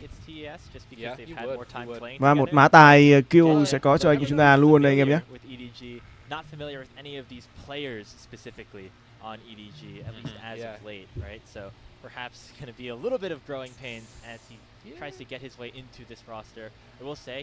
I feel like JJ is a player that can take a lot of resources, be a little bit more of that carry jungle player if he wants. I feel like he got a lot of chances to do that over on Weibo with players like Elk and Xiaohu taking a lot of that for themselves. But in the games that he did get ahead and snowball, that is where I Rồi, trận đấu của chúng ta chuẩn bị bắt đầu và trong khoảng thời gian đầu tiên thì còn chờ nó một tí anh em ạ. Quá lâu. Try to get his laners ahead while also making sure he has a more consistent table. Lâu thế nhỉ? Thằng này không biết là nó có đánh không nữa. Yeah, we didn't get the biggest chance to talk about Leave and Perukia, but this bot side for EDG is going to be really interesting going up against the Jackie Love and Joe. I think handicap đầu tiên là 9.5, quật luôn. Leave is really talented. Actually, a lot of my friends personally in the league scene are big Leave fans, believe it or not. We're into some of these more you know, lesser known, I guess, Chinese AD carries. Like a lot of Western fans don't necessarily know about the likes of Leave or 1xN or Star, but me and my friends were big fans of these kind of guys, and I think Leave is really good, and I think that, you know, he is more popular than some of those other guys, and there's a reason for that. Leave has done a lot of damage in the LPL. He's had some really incredible games, some KDAs, some scores, some performances, and we just haven't seen that thus far in this season in the Group Ascend. It just seems like maybe EDG just started off on the wrong foot, and they're up against a really difficult group. Sao vào đi? This Group Ascend LPL is some of the most hard competition out there when it comes to LoL esports right now. So they're up against the real titans of the title, and they just got to be able to do everything they can to keep up. Yeah, of course they haven't been able to keep up so far. Only one total game win. Looking to try to at least get one win in terms of game score, maybe even a whole series against TES as we get ready for pick and ban of game number 1. Top Esports going to be opting for that first pick, while EDG will be over on blue side to start things off. Right now, here, Foles, what's your favorite like B1 in the meta right now? What do you want to see Top Esports open up with? Okay, so of course the Orianna would be a standard answer, and Cassiopeia makes a lot of sense. I think the reason why they're going to ban that is because Bulldog himself is so good on the Cassiopeia. You don't just want to give Cream that to take it away for the Fearless. Rồi, những diễn biến đầu tiên. That makes a lot of sense. It means that champs like Syndra and Victor are still open. This is kind of the big four from what we've come to find is Orianna, Cassiopeia, Syndra, Victor. We'll see if any of those get picked up, because those last three, Cassiopeia, Syndra, Victor, have a lot of flexibility, and it's more than likely that those will show up on either. Rồi, những diễn biến đầu tiên thì bên phía của Esports Gaming sẽ bên phía đội xanh và Top Esports là bên đội đỏ anh em nhé. Who wants to go for some kind of magic damage if it's going to be any of those champions, and those will enable the likes of the Camille. Might just be a Vi early here for Tian, champion that can get this TES jungler active around at the map early. That is something that, of course, Tian has really enjoyed doing as part of this Top Esports roster since he has integrated back into the team at the start of split number 2. The response for Edward Gaming. Những diễn biến ban pick đầu tiên thì bên phía của Esports Gaming họ đang ban cho mình với những con tướng ở vị trí đường giữa anh em ạ. Orianna, Cassiopeia và JC ở vị trí đường trên. Esports thì cũng có cho mình với những lượt ban nhắm vào những con tướng rất là được thuần ban, như là con Bobby, Vayne và cũng như là một con Fury các anh em nhé. Bên phía của Top Esports thì họ có cho mình với những cái lựa chọn đầu tiên là dành cho vị trí đi rừng của Thiên với một con Vi, một trong những con tướng đánh nhau từ đầu game cho đến cuối game là rất khủng khiếp. Esports cả mình đang có cho mình với những lựa chọn nhắm vào vị trí đường giữa và đường dưới, một con Rai, một con Aerial đã được triển khai anh em ạ.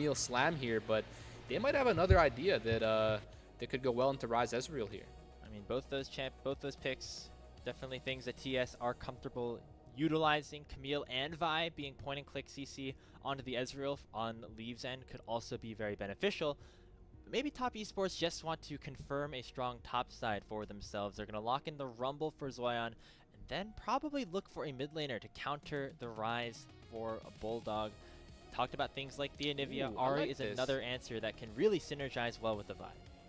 I think if they lock this in here, this 3 as a response is actually really interesting, because Rumble Vi is a really great combination. You're targeted by the Vi ult, and he just drops the equalizer on you, and you just take so much unavoidable damage. And so that's a great combo for Vi. And same goes with Ahri Vi. Ahri Vi is kind of like an Ashe Seraphine of the mid lane, where you just pick these two champs together and they become so much more powerful. So yeah, those three go really well together, and we'll see which direction EDG wants to go. I'll be very, very suspecting some bot side bans with all these picks coming in here. So we'll see if those Ziggs Camille I've been mentioning do get targeted, or if those just aren't a priority for these teams right now. Yep, there's the Jarvan. I'd be very surprised to see the Camille not taken away here as we enter that second phase of bans. Right now, a lot of easy engage on EDG side and on TS's side. The mid jungle here for Tian and Cream, as well as having that Jarvan just ult anybody who gets in their way, means that we are set up for a lot of explosive team fights once it comes down to it here in this game. Number one, Lucian first ban away here from Jackie Love. That has been a pick alongside the Milio. We've definitely seen him have some success on. We'll see what top esports want to focus now that ZDZ could potentially have a couple of his picks banned away. You know, it makes perfect sense that they would ban the Lucian into the Jackie Love here, because Rumble hasn't seen as much prominence lately just because of all those mages being picked in the bot side. But Lucian has been considered to be one of the best AD champs still available. You pair him with the Nami or the Milio, especially the Milio, and it's so effective down there. So that would have really made this comp OP if you had those three I was describing top side and then brought in a Lucian combo down there. This comp would be SZ tier right now. But yeah, ban that away.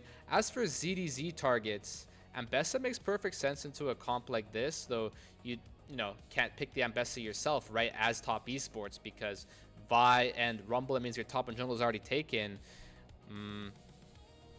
So it means, yeah, it's a good ban because they can pick it and you can't. And they just decided to take away the Bard as well, which is interesting, you know, considering some of these champs have more counterplay into the Bard, but Bard is pretty good into Vi, right? You Vi out someone, you can drop a Bard, kind of give them a free Zhonya's and a chance to bail out, so makes sense.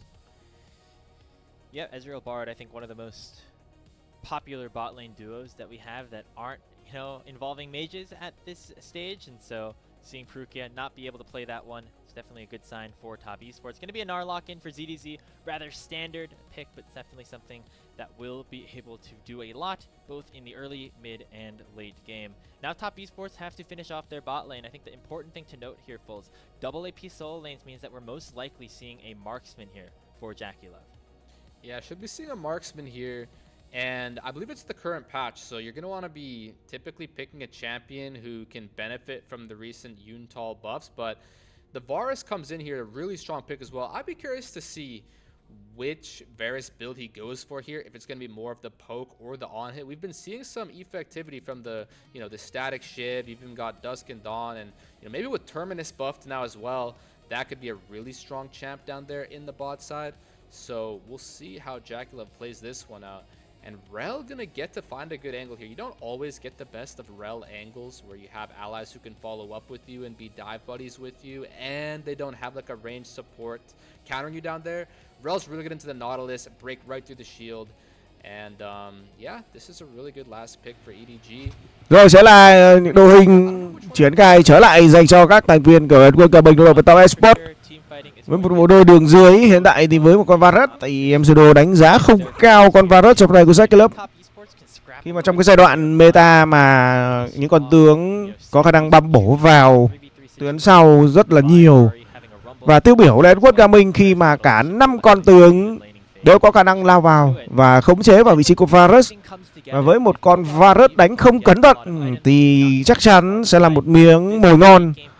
Và dành cho các thành viên bên phía Edward Gaming, họ sẽ triển khai và dìm được con Varus này đến chết. Top Esports phải đánh rất cẩn thận và lúc nào cũng sẽ phải nhìn về hướng của Jackie Love. Và Jackie Love hy vọng là họ sẽ hy vọng là tuyển thủ này sẽ thi đấu bình tĩnh, tự tin. Và đừng có những cái tình huống di chuyển ngố là sẽ thành công.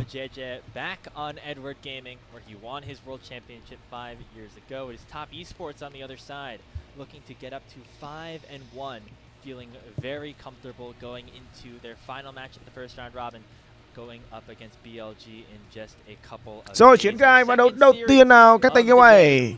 EDG sẽ đối đầu với Top Esports. Đã có những con mắt đang được cắm ra đến từ các thành viên của Top Esports. Trời ơi.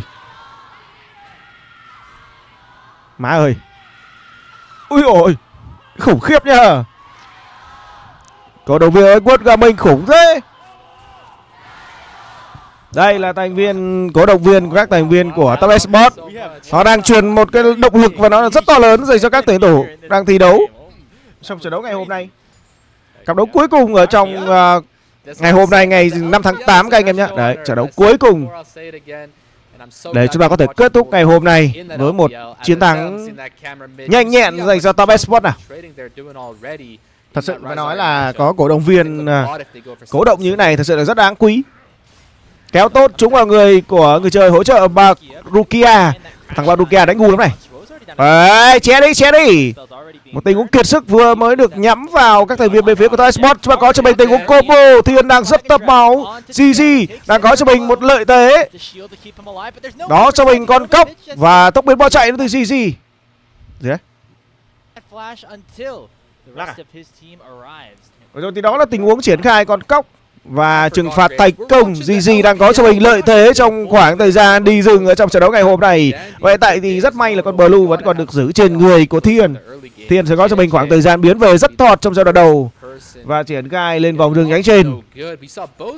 Một động thái rất chủ động đến từ các thành viên VSW mình khi mà họ chủ động chui xuống con cốc và đập luôn con cốc để có thể làm chậm đi cái quá trình đi rừng của Thiên. Lại là kéo trúng, lần này đã trúng vào người của Liếp. Với hoàng kim giáp thì Barukia vừa mới làm chậm được các thành viên của Top Esports để có thể giúp cho Live về thành công. Nhưng tình huống trả đàm ở vị trí đường giữa này. Thằng Top rồi. Thằng Top level 3 về. Vậy tại thì những cái khoảng thời gian đi bộ lên đến từ bên phía của ZD sẽ là khoảng thời gian đi xuất hiện ở ngay tại đường nó hơi chậm. Lại là tình huống kéo rất chính xác vào người của Barukia. Barukia đang bị làm chậm bởi những cái tình huống cung tên tốc biến bỏ chạy. Đó là tình huống một tên xuyên phá chính xác vào người của Barukia. Lấy một cái tốc biến của Barukia là hợp lý. Nhưng mà hiện tại thì Duo cũng không còn tốc biến trên người nữa rồi. Jackie Love đang có cho mình một lượng farm ổn trong khoảng thời gian đi đường đầu tiên. Nhìn vào vị trí của Kem thì Kem đang hơi thọt một tí. Rất thọt đến từ các thành viên bên phía của Top Esports, đến từ vị trí của Thiên khi mà anh đã bị mất con cóc và cũng không thể xâm lăng vào vị trí khu vực rừng đến từ các thành viên của GG. Khá thọt đến từ Thiên. Trong khoảng thời gian thọt như này thì khả năng Thiên sẽ không thể tạo ra được những khoảng thời gian đi găng đường ở trong khoảng thời gian đầu. Phải chờ đi farm thôi. Như vậy là sẽ dựa vào khả năng đi đường đến từ các thành viên về phía của Top Esports để họ có thể giữ vững cái đường của mình. Những mũi tên đến từ Jackie Love đang đạt cái độ chính xác khá là cao anh em nhé.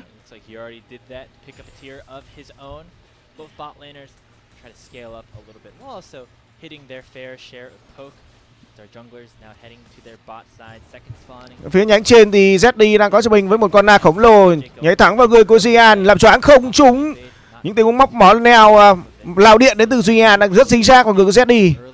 Ôi, một lượng đam khổng lồ chứ kìa.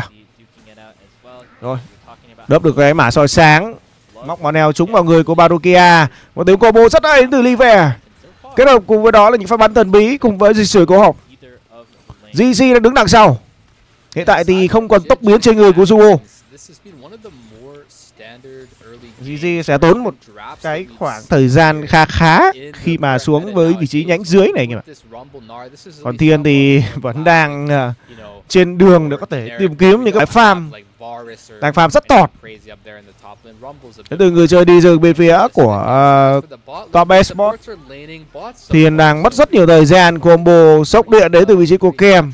Cầu đi cầu về chính xác, lấy được một lượng máu khá của Bulldog. Hiện tại thì Bulldog đang hơi thấp mana nhỉ. Khoảng thời gian mà các tuyển thủ bên phía của Edward Cả Bình họ vẫn chưa thể đâm được vào vị trí của Jackie Love. Một tình huống mất tốc biệt rồi, hồi máu đến từ vị trí của Zu. Chúng ta có cho mình mạng đầu tiên cho Live. Đấy, biết ngay mà. Trời ơi.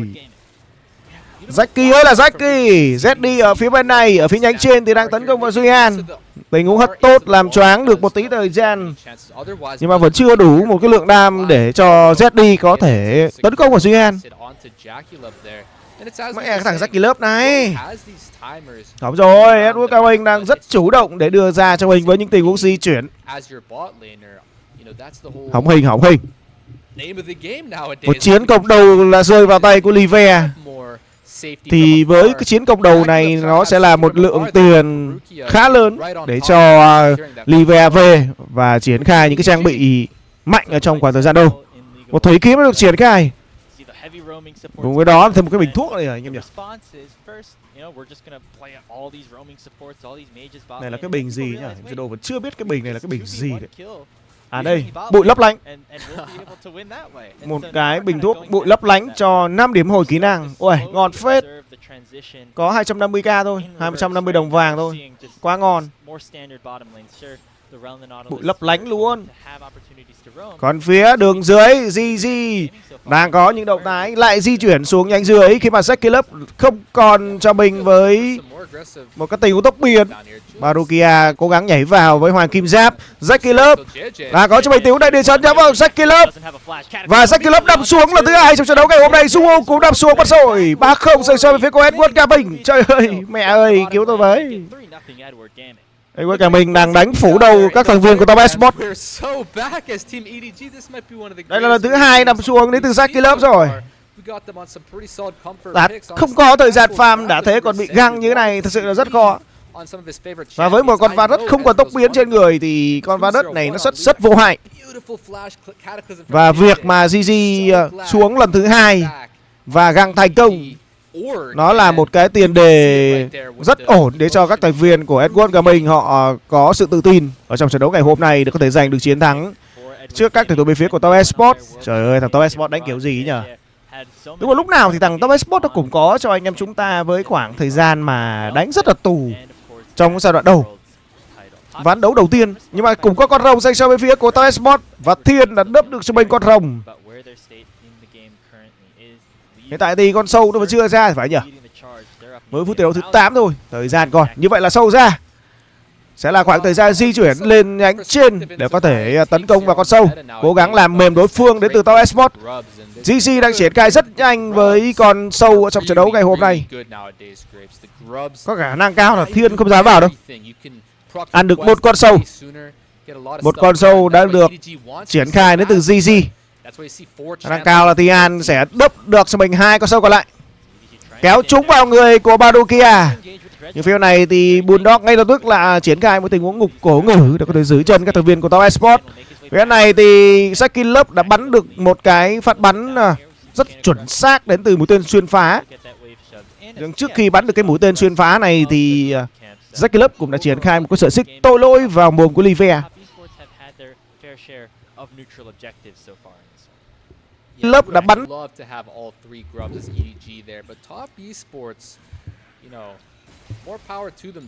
Tại thì khoảng thời gian farm đầu tiên đến từ Jackie Club đang được thở hơn, đang dễ thở hơn một tí. Khi mà hiện tại thì các thành viên đến từ bên phía của Edward Gaming thì họ đang triển khai vị trí nhánh trên. Sẽ là một khoảng dễ thở hơn dành cho Jackie Club. Sao lại cứ chọn con va đất để làm gì nhỉ? Con va đất này phế như chó mà cứ thích chọn con va đất để làm cái gì? Xịt đến từ vị trí của Duyan. Chưa thấy xịt vào ZD. ZD chuẩn bị có na khổng lồ. Ôi, Kem ơi. Kem tham một tí nóc trụ và mất một tí máu trên người của Kem rồi. Hiện tại thì con rồng thứ 2 của chúng ta sẽ được triển khai, đó sẽ là một con rồng công nghệ anh em nhé.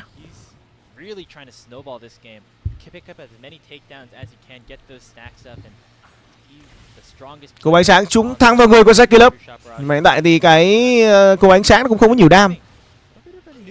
Đấy, cứ bỏ thằng Jackie Club đi. Tí thằng Jackie Club nó fit cho tuột quần. Thằng Jackie Club này nó phải được dâng tận mồm nó mới ăn được anh em ạ. có cho anh em chúng ta với khoảng thời gian chuẩn bị triển khai con rồng nhỉ? Không, thời gian còn quá nhiều. Bulldog đang chuẩn bị có cho mình tình huống xử lý đến từ vị trí đường giữa của Edward của mình, nhưng ở đây có Thiện bảo kê cho Duy An với tay công. Vòng xoáy không gian mất khá nhiều thời gian của Bulldog nhưng không để lại kết quả gì cả.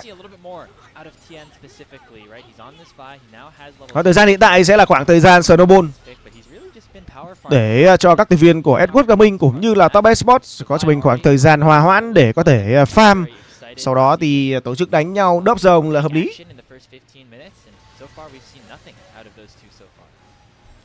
Yeah, as for the mid lane matchup, it's a little more stable than most.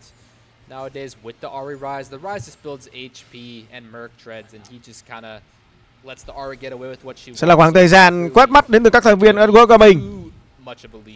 Chỉ còn hơn 1 phút nữa thôi thì con đồng công nghệ sẽ được xuất hiện trên bản đồ. Sẽ là khoảng thời gian đi phá mắt đến từ các thành viên đến từ hai bên. Tầm này thì Badukia sẽ đi theo sát với GG, thực hiện đến từ con cặp mắt anh em nhé.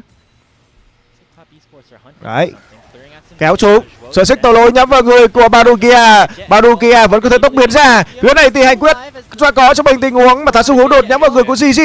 GG vẫn có cho mình với những cái tình huống bỏ chạy thành công, nhưng Thiện tốc biến lên và đấm thẳng vào mồm của GG. Phía này thì ngục của người có trên người của Bulldog. Đây là thám tên lửa. Chúng ta có cho mình tình huống chặn đầu rất tay đến từ vị trí của Duy An, nhưng vẫn có thể tốc biến chạy được đến từ vị trí của Bulldog. Duy An vẫn không muốn tha cho người chơi đi đường giữa của Edward Gaming, nhưng chừng đó là quá đủ để cho các thành viên của Top Esports có thể hài lòng với những gì mà họ đã đạt được trong trận đấu ngày hôm nay. Trong tình huống vừa rồi, tình huống rất chủ động. Đại địa chấn vừa rồi đến từ vị trí của GG là không có nhiều đam khi mà nó nhắm vào được 2 người, nhưng mà lượng đam là không có. Đây, chúng ta cùng đến với cái tình huống vừa rồi khi mà Duo quyết định là di chuyển và kéo vào người của Badukia. Sau đó Badukia mất rất nhiều máu. Tá Su đột nhắm vào người của GG để có thể giải quyết người chơi đi rừng bên phía Esports của mình. Và sau đó thì không còn sau đó nữa. Tình huống đấm rất đau từ Thiện. Từ nãy giờ mày đè tao hả con? Mày đè tao thì mày chết. Đó là những gì mà Thiện đã gửi đến người chơi đi rừng GG về phía Esports Gaming. Nãy giờ mày đè tao, mày dám cướp cóc của tao hả con? Đánh nhau khá căng trong trận đấu ngày hôm nay trong khoảng thời gian đâu. Đã có con đồng công nghệ rồi.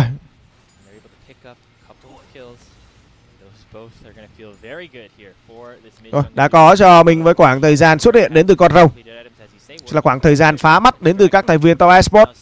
Họ vừa mới có cho mình với những khoảng thời gian xử lý khá là tốt. Combo chúng vào người của Zaki Love không đây. Hiện tại thì Zaki Love trên người vẫn còn tốc biến.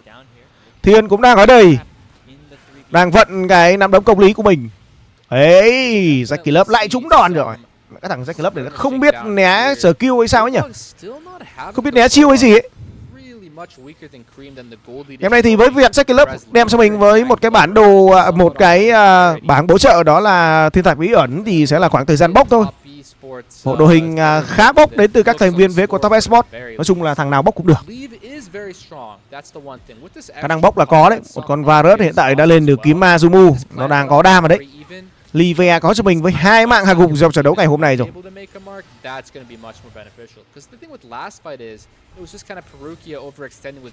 Một lượng farm được triển khai vẫn còn khá ổn. Rồi thì đó là những mũi tên được bắn ra từ Zaki Love, làm chậm được một tí. That's when I think EDG can be in a much more favorable condition. Yeah, they're always the composition, and we talked about it here going into the game, that scales really well, right? You have the double tier in the Rise Ezreal. Of course, you're going to have the Rod of Ages on Bulldog eventually as well. They're already off to a good start. Sẽ là triển khai con đồng kéo tốt. Badukia lại dính kéo. Tầm này thì Kem vừa mới thoát đi cái tình huống combo. Chúng ta có sợi xích tội lỗi vừa được diễn ra và tấn công vào người của GG. Phía này thì Zaki Love đang rất freedom để tấn công vào các thành viên Esports Gaming. Sẽ là một khoảng thời gian mà bỏ chạy đến từ Bulldog và tôi với vòng xoáy không gian. Lip bỏ chạy rất nhanh với khoảng thời gian mà các đồng đội đến từ các thành viên của Esports Gaming họ đang tấn công. Kem hôn gió không tay công. Zaki Love phải bỏ mạng mà thôi. Không thể bỏ mạng. Zaki Love đã được bảo vệ bởi các đồng đội. Một tình huống hơi đái đến từ vị trí xạ thủ bên phía của Top Esports. Tình huống vừa rồi Tình huống rất chủ động đến từ Duo khi mà Duo quyết định là kéo vào người của Badukia. Thằng Badukia này thì mày đi. Nhưng mà chúng ta thấy được là các thành viên đến từ Top Esports họ combo không chính xác cho lắm nhỉ. Ở phía này thì ZD xuất hiện và hất được 2 người, nhưng mà chỉ có một người choáng, đó là Duyan mà thôi. Hất quá chậm. Khi mà khoảng thời gian mà ZD quyết định triển khai một cái tình huống xử lý chưa thành công. Đây là hồn gió không trúng này. Rất may là Jack Club vẫn có thể được bảo kê đến từ các vị đến từ các người chơi khác. Thiền vừa mới ôi một tình huống, ôi một cái bản đồ rồng lửa anh em ạ. Ấy ngon, đánh nhau như này bản đồ rồng lửa ngon. Tình huống có mắt quá lời đến từ Top Esports khi mà họ vừa có rồng, họ vừa có 4 mạng hạ gục nhỉ. Đúng nhỉ? 4 đến 3 nhỉ, hình như là 4 đấy. Uầy, thằng Bulldog đi đâu? Tình huống xử lý rất nhanh, xịt rất nhanh vào mồm của Duyan. Duyan đang tấn công vào Bulldog và đó sẽ là mạng dành cho Thiên. Với một khoảng thời gian đầu rất là thọt từ Thiên thì hiện tại là Thiên đang là 4-0-3, một người chơi đi rừng rất xanh. Sức hút kinh hoàng giữ chân được vị trí của Duo. ZD đang nhảy qua tường, cố gắng tấn công vào người chơi hỗ trợ bên phía của Top Esports. Nhưng khả năng cao là sẽ không cứu được cái pha này. Cứu không được. Sẽ là con sứ giả được nhường lại dành cho Edward Gaming nhỉ. Nhưng có vẻ như là các thành viên phía của Top Esports họ vẫn muốn ra đây và giao tranh. Làm tí chặn đầu không? Nhưng đường dưới thì Duyan đang xịt rất đau vào cái trụ đường dưới. Khả năng cao là có trụ đường dưới đấy. Sứ giả dành cho bên phía của Edward Gaming. Rồi đang cố gắng bắt bớ vào vị trí của Kem. Nhưng mà hiện tại thì Kem đang nhặt rất nhiều những cái mảnh linh hồn rồng lửa trong ván đấu ngày hôm nay. Tình huống kéo trúng vào người của ZD. ZD vẫn chưa có cho mình. Tình huống tốc biến bỏ chạy đến từ Kem. Tình huống xử lý thành công, hất được về vị trí của GG. Phía bên đây thì các thành viên của Esports đang tấn công vào Livea. Và đó là mạng nằm xuống trong trận đấu ngày hôm nay. Nó rơi vào tay của Jack Killer. Và tình huống chống găng thành công. Chỉ cần có cho mình sự xuất hiện đến từ Duo, một cái tốc biến của Kem là đã có thể hóa giải được cái tình huống băng trụ này. Nhưng mà ngon.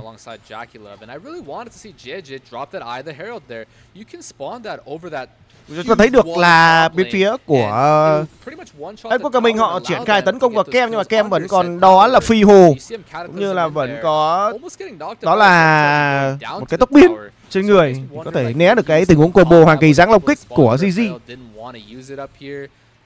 It's going to enable them to have it for a later instance, such as this dragon fight. I've always been a fan, and why I thought it looked good there, to use the Rift Herald in situations where enemy champions are involved. Didn't have that power, and who knows if it would have resulted in Cream dying. I think Cream played that top lane sequence incredibly well. Có thời gian triển khai và đang lấy lại thế trận. Đến từ các thành viên của Top Esports, họ đang xử lý rất tốt với khả năng đi đường của mình. Với quãng thời gian đầu rất khó khăn dành cho các thành viên của Top Esports, nhưng mà họ đã vượt qua một cách rất là mãn nhãn anh em ạ. Rồi sẽ là khoảng thời gian đẩy đường. GG lại quyết định tấn công với sĩ của Duyan khi mà biết rằng Duyan không còn tốc biến trên người. Sẽ là tình huống rải thảm tên lửa để có thể giải quyết cái đám lính này. Nhưng mà phía hiện tại thì chắc chắn là sẽ có trụ dành cho bên phía của cả mình. Và sau đó thì Duyan cũng nằm xuống mà thôi. Khi mà có 3 người trên này tấn công vào các thành viên của Top Esports thì phải nằm xuống. Ui, bắn được một cục máu này. Thả luôn con sứ giả vị trí nhánh trên. Để có thể tối ưu cái lượng tiền cho ZD. Cũng như là lấy thêm cái trụ thứ hai nhờ anh em nhỉ. Ê, thằng Badukia. Nhưng mà Badukia còn có cả GG ở đây nữa. Rồi xích lỗi nhắm vào người của Badukia. Badukia đang phải đứng ở đây và nằm xuống mà thôi. Che chắn cho GG để GG có thể về. Cướp chim thì bỏ mạng lại nhá. Hiện tại thì chúng ta thấy được là các thành viên phía của Top Esports họ đang rất mạnh. Với một con vì 504. Đấm đầu ấy nhá. Triển khai luôn con rồng lửa trong ván đấu thứ nhất này. 4 thành viên bên phía của Top Esports họ đang hướng vào con rồng lửa. Hiện tại thì GG đang rất là thấm máu và đang muốn về thì mất rồng lửa. Thế thôi. Con rồng lửa quá dễ dành cho Top Esports. Hiện tại thì Thiên sau khoảng thời gian đi đường khó khăn và hiện tại thì Thiên đang có cho mình với level 13 rồi. Tấn công vào GG chứ còn cái gì nữa đây. Ô nhưng mày thằng Thiên quyết định là tấn công vào Z đi à? Chạy. Đấy, tình huống combo cây giá lâu kích kèm chắc là phải mất phi hồ mà thôi. Chắc chắn là như thế, mất luôn cả cái này lương hack tech. Để có thể bỏ chạy tay công anh em ạ.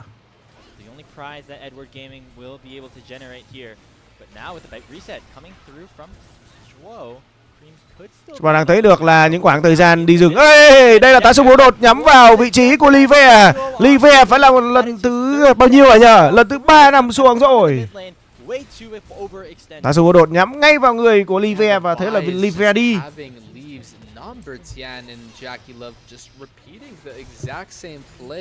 On repeat like a broken record, it feels like into leave. I mean, at least he's got the 2 items, but ever since he picked up those gluttonous creeps, he's only even gotten the one. Tại sao đang thấy được là các thành viên với của TES Esports họ đang triển khai khá tốt. Đây là một tình huống hồn gió rất chính xác vào người của GG, nhưng mà kem vẫn nằm xuống thôi. GG còn rất thấp máu. Một tình huống giảm tên lửa chính xác vào người của GG.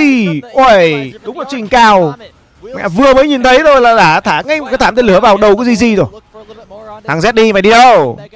Ôi, đây là tình huống mà teleport đến từ vị trí của GG để có thể bỏ chạy về nhà. Và nó thành công. Rất may, GG chưa chết. Còn một tí máu thôi, chắc là còn tầm 200 máu anh em nhỉ? Sitting on a lot of magic resist as well. This Gnar is really strong and escapes the shutdown that Zoyan could have and perhaps should have had there. Yeah, the same old story on to. Tình huống mà Thiên đã phát hiện ra được vào vị trí của Livea. Có phải là Livea hơi chủ quan trong tình huống vừa rồi, mà tình huống đi vòng rất hay của Tian. Tian nhắm ngay vào vị trí của Livea luôn, nhưng mà tình huống quy là không trúng. Rất may là còn đó là một cái tá súng hú đột. Thằng Livea chết ngay lập tức. Không kịp dùng tốc biến anh em ạ, không kịp dùng tốc biến luôn. Sẽ là quãng thời gian đầy khó khăn dành cho bên phía của Edward Cả Bình, khi mà hiện tại thì họ đang thua rất nhiều tiền cho bản đồ rồi, 2k 7 tiền rồi.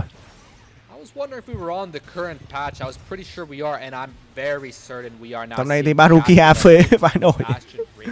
Thằng Barukia, thằng support bên phía của Edward Cả Bình từ nãy giờ là nó đi găng chắc được 1-2 mạng rồi nhỉ.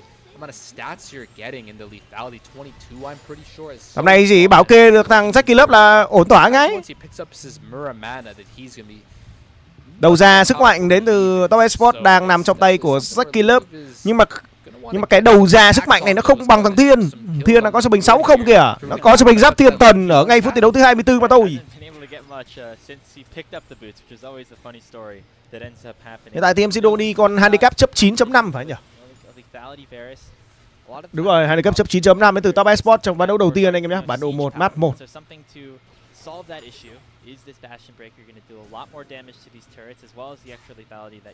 Khó dành cho Edward rồi, trình độ nó là không tương xứng.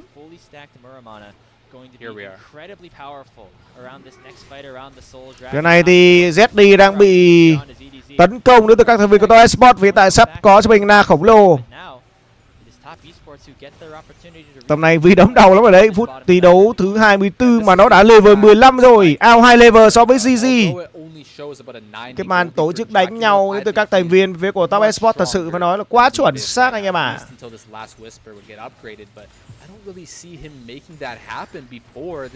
Đấy, lại tấn công vào người của Livea.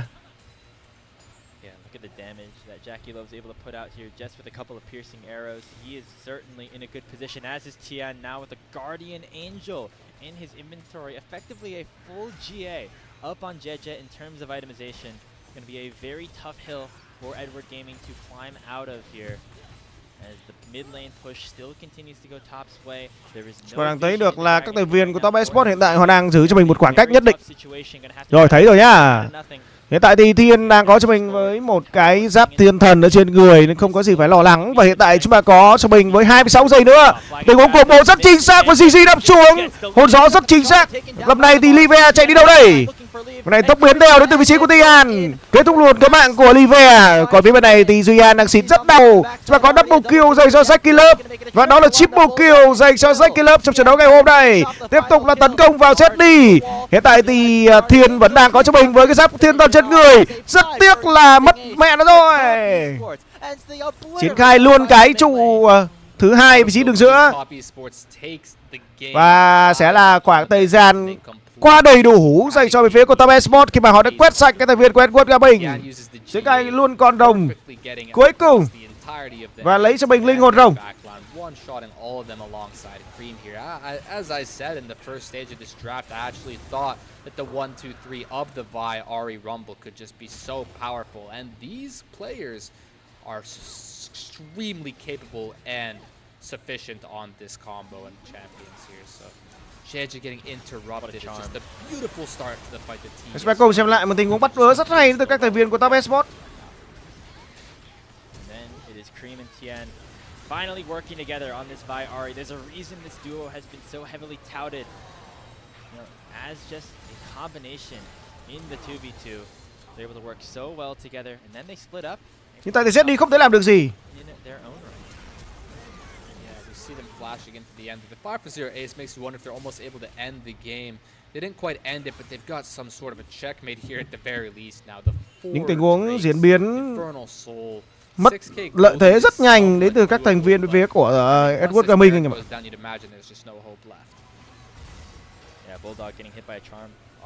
Chúng ta đang thấy được là các thành viên phía của Top Esports họ đang triển khai rất là chuẩn chỉ đến từ những cái tình huống tấn công. GG đang bị bắt lẻ, GG phải tốc biến qua tường để bỏ chạy. Cái này thì ZD vẫn chưa có na khổng lồ, bao nhiêu CC trong vào và ZD nằm xuống. Chúng ta có cho mình một cái thảm tên lửa rất đẹp trúng vào hai người. Phải dùng đến vòng xoáy không gian để Bulldog và Badukia có thể ôm nhau mà về mà thôi. Còn phía này thì Livia vẫn đang cố gắng làm một cái gì đó. May ngon cho mày nhào vô. Và đang có cho mình với con Baron đang được triển khai đến từ các thành viên bên phía của Esports Gaming. Ê, thằng Livia một tí thôi chết nhá.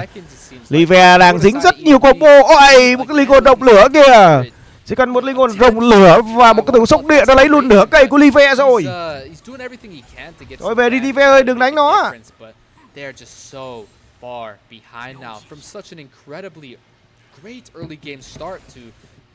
Sẽ là mua Baron dành cho bên phía của Top Esports. Một trận đấu thứ 28 rồi, chuẩn bị về con tay kêu anh em ơi. Tay kêu và cũng như là tay tam chuẩn bị là về luôn rồi chứ còn gì nữa. Còn handicap thì còn vài mạng nữa thôi là về. Ở đâu? Handicap về mẹ rồi. Cứ giữ như thế này thì tôi handicap về, nói chung là full kèo trong ván đấu đầu tiên.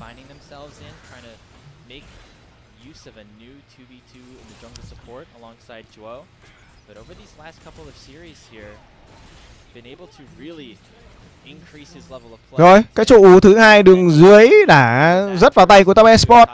Tầm này thì chả có ai dám lao vào cả. Thì cũng combo nhắm vào người của Thiên nè. Thiên thì quá khỏe rồi. Tầm này thì cứ bốc thôi. Đây sẽ là khoảng thời gian lợi thế dành cho đội hình bốc bên phía của Top Esports. Rất cái lớp ở phía mạng ngoài và cứ thế là quy vào. Làm gì dám vào đến từ các thành viên của Esports Gaming. Lợi thế của đội hình bốc vào đây chứ còn gì đâu nữa. Một đội hình 1-4 đã được triển khai. 4 người vị trí đường dưới. Và vị trí của Kem thì đang ở vị trí đường giữa anh em ạ. Đang cố gắng đẩy và đang cố gắng mở đường. Đang cố gắng mở đường. Ôi, một tình huống hồn gió chính xác vào người của ZD. Kích được cái sốc điện và rất đau. Một con tướng tăng như là một con tướng gần nam mà bây giờ còn không chịu nổi. Thì cũng kéo chính xác vào người của Badukia. Thám tên lửa trúng vào hai người. Nhưng mà có một người đạp xuống đó là Badukia mà thôi. Mới được cái đường máu ở vị trí nhánh dưới rồi. Lấy luôn cái mega đường dưới nào. Hợp lý. Hồn gió không trúng vào người của Bulldog. Phía này thì Kem nằm lại rồi. Nhưng mà Kem nằm lại thì phải có cho mình với một tình huống đổi mạng. Và đó là GG đạp xuống. Tầm này thì thằng Zeki lớp cứ bốc thôi, nó cứ bốc ra ngoài thôi. Bốc rất đau rồi. Đây, phía này thì Duy An đang bị tấn công đến từ các thành viên bên phía của Top Esports. Và một khoảng thời gian mênh mông để Top Esports có thể tấn công vào các thành viên còn lại. Chỉ còn một mình Live rồi. Ôi, tình huống tốc biến lên đến từ Thiên. Phía này thì Live nằm xuống chết ở trong trụ của mình anh em ạ. Chết trong cái trụ nhà chính. Và chúng ta có cho mình với tỷ số 1-0 dành cho bên phía của Top Esports. Ok, 1-0 dành cho Top. Một trận đấu đã có lợi thế dành cho Esports Gaming nhưng mà họ lại không thể tận dụng được. Và thế là nằm xuống thôi. Sẽ là khoảng thời gian nghỉ giải lao trước khi chúng ta đến với những cái ván 2 anh em nhé. Đấy, chuẩn bị thời gian đến với ván 2. Ok. Đấy, ngày hôm nay như vậy là chúng ta bú cả 3 mã kèo ở trong ván đấu đầu tiên luôn. They then had JJ go down and make another impact. It was quickly 3-0 for Edward Gaming. We were thinking, oh my gosh, Foles, this team is back. But then Top Esports came to play just a little bit, and I feel like this is really where their team has been able to take it to the next level. The mid game, where TN is able to get out onto the map, Shuo is able to be a little bit more, impactful in the roam timers. That is where Top Esports have been able to really find massive swings in the gold, and they were able to do it once again right here against Edward Gaming. Yeah, you know what it was Cream built that slightly over Bulldog. At first, I didn't think it mattered all too much, but then he just got some spikes where he was able to influence those fights. Then they were able to keep picking out Leave with Tian and Jackie Love, and it was just a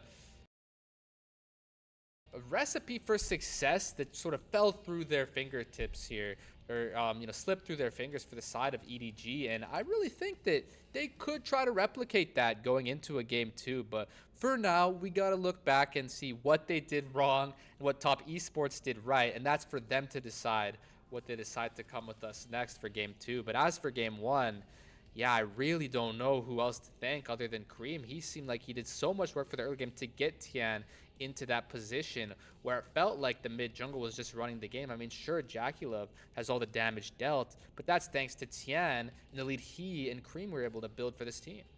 Yeah, those two in the mid jungle for Top Esports, they were so good for this team in Split 2, and now they're putting things back together in Split 3. Tian 8-0-12 on the Vi. I think it'd be pretty difficult not to give him the Pog, although Cream also had a very good performance here, Foles. Overall, it was these mid-game skirmishes, Zhuo finding these engages, and then Tian and Cream able to follow up. Yeah, it did feel like Perukia was a bit off his number this game, and maybe that's something that could be adjusted going into the next game.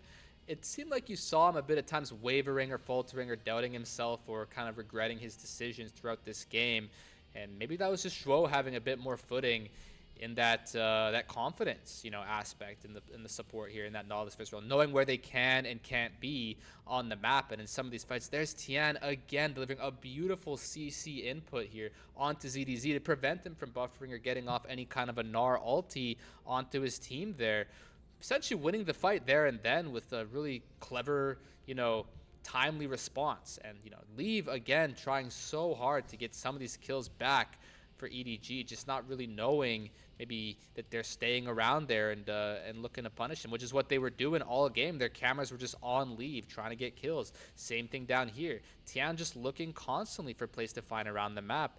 It didn't matter if small mistakes like this even happened, because overall it was TES catching off EDG way more than the other way around here. They got this kill, but look at the beautiful equalizer from Zoya, and let's not even forget about him for a moment here. The Rumble performance was there. It was sound. He did everything he needed to and more. So this entirety of Top Esports played great.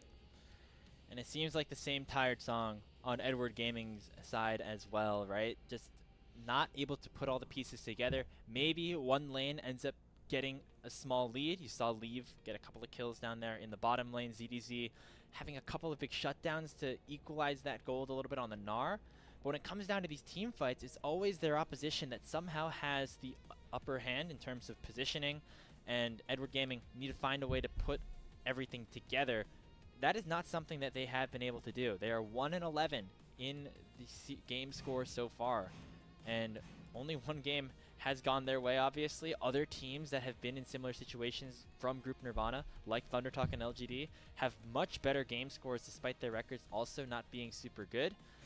And so that is just a level of consistency that Edward Gaming still need to find. Yeah, well, I will say that uproar that came from the start of this game with JJ showing up and saying, welcome back almost. I'm back, long time no see. That was really exciting momentum. If they can just channel a bit more of that, find that, tap into that again, that's exactly what they need. to level out this series and show the top esports they can give them a run for their, you know, the series. Didn't do that here in game 1 though, as Tien is your player of the game.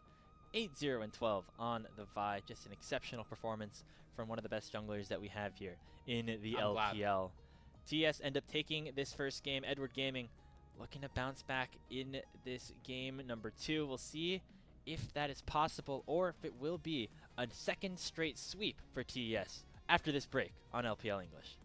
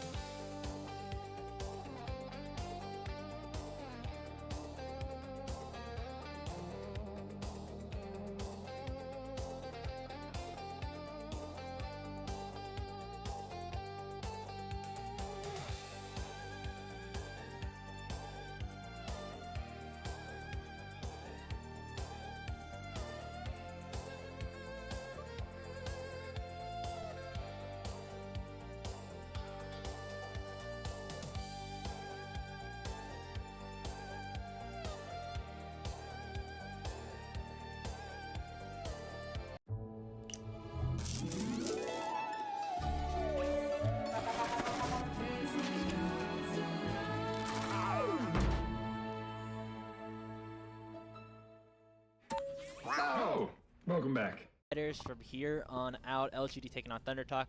Then our first look at Nirvana for the week with IG taking on NIPWE against AL after that.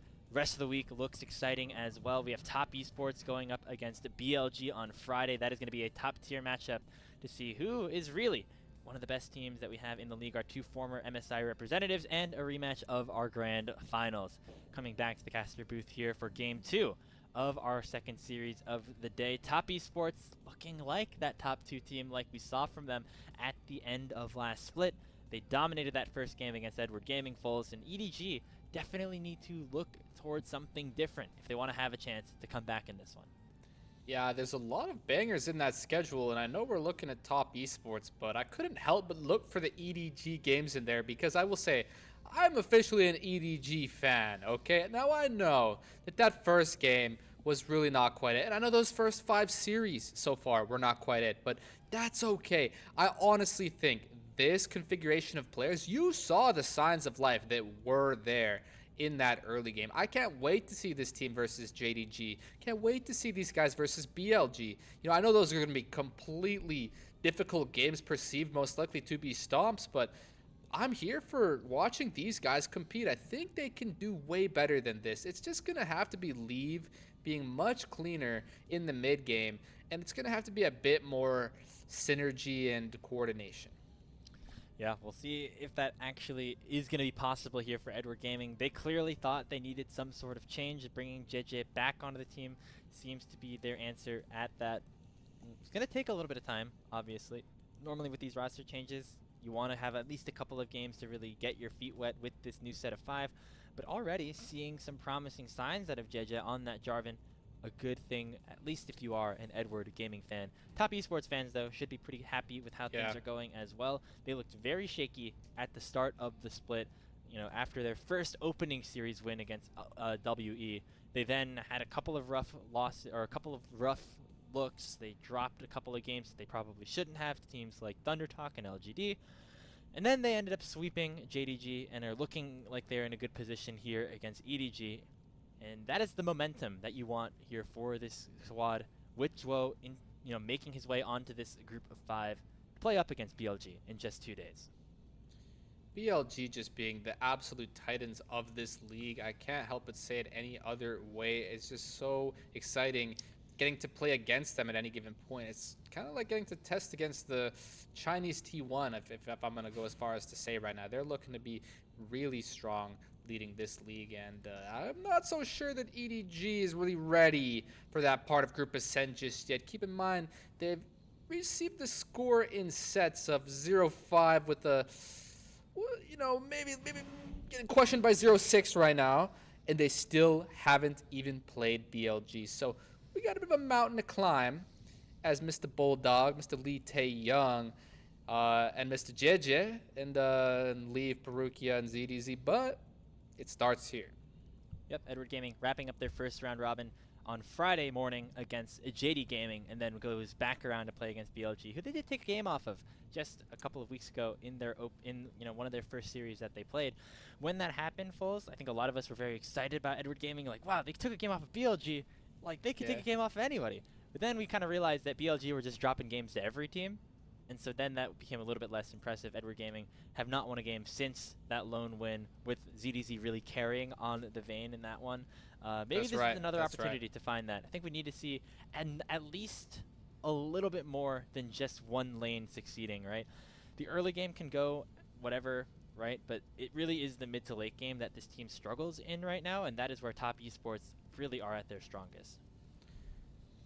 I think that's the way to go here then. I want to see ZDZ have a powerful lane pick as well there. We were up against the Rumble as the Gnar. The Gnar is a great champ, don't get me wrong, but Rumble is really strong. I don't think he really properly fell out of the meta. It's just that everyone was picking AP bot. So they designed a draft where they could fit the Rumble into it. And that did give ZDZ a bit of a hard time. I'd love to see ZDZ on one of those range tops I keep talking about. If not Vayne, maybe something like the Jace or something else with all this kind of agency where maybe you can get Prio in as many lanes as possible and just really fight them across the board. So we'll see where they start with in the draft. Not sure how fluent you are in Mandarin, but can you tell us which one is the first pick? And I still not paying the most attention. So yeah, the 4 characters mean that that team selected first or second pick, and you see the band there means that EDG are first pick with their right of first selection. They did just means ban. that Top Esports have to ban away a lot of these power picks, like the Orianna, like the Casio that you mentioned is a very powerful one for Bulldog specifically. We'll see if they still target the mid lane. Other options could be, you know, focusing on something in JJ's pool that could be a little bit more powerful. We already see the Nefiri taken off the board. Could we see something like a Nocturne banned away as well? Going to be the lock. So 3 mid lane bans against Edward Gaming. I think I like this direction to go from Top Esports. You see them actually mirroring the bans from Game 1, which was the Orianna Casio, but now throwing this lock in there with Akali being banned as well. This might be a heist here from Bulldog locking in the Syndra. Almost all of the good picks are out. Locke and Akali are the 2 best melee assassins right now into the champs like Syndra and Ori, right? They are out. Ori Casio are out. The only real decent champ left is Victor when it comes to matching Syndra. And Syndra being not too bad into Jackielove's favorite Lucian as well. But with Milio can definitely give Syndra a hard time. If they have if they have Lucian Milio, you can't even stun Lucian. And you just kind of get one shot from way farther away than you're comfortable with. So that's definitely what Dro's going to probably be looking for here. You'd expect the Milio lock in here just to make sure EDG don't take it away on the other side of the draft. And then maybe locking in something for Cream to round out our first rotation on TES's side. What does Leave and Perukia respond with now, right? They have been one of the bot lanes that has preferred the traditional AD carries. Could also still flex that Syndra around, and maybe something like the Camille lock-in could incentivize that a bit more. Yeah, I believe we did see Leave play the Syndra one time, if I'm not mistaken. He has been playing some of the mages a bit reluctantly, seemingly. So I think Bulldog, I know for a fact Bulldog is comfortable on the Syndra, especially pairings with this. Lee Sin and Camille can really fill in that Syndra identity, as can Nocturne. Same theme as the Lee Sin, Wukong. You see he's hovering champs all of the same kind of style. Skarner wouldn't really match, but these champions can really enable Syndra to have such a strong early game. And rồi xin chào anh em, chúng ta cũng quay trở lại với những diễn biến tiếp theo đến từ ván đấu thứ 2 ở trong cặp đấu Esports Gaming đối đầu với Top Esports. Khoảng thời gian mà khả năng cao sẽ là có cho anh em chúng ta với những cái diễn biến cuối cùng ở trong trận đấu ngày hôm nay các anh em nhé. Sẽ là 2-0 dành cho Top Esports. Ôi, đội hình đánh nhau khá mạnh từ Top Esports. Đội hình với Lucian và Milo vị trí đường dưới đối đầu với một bộ đôi bên phía của Gaming, nó sẽ là Zik, Camille và tiếp theo sau đó là những cái lựa chọn nhắm vào con Skarner đến từ Top Esports.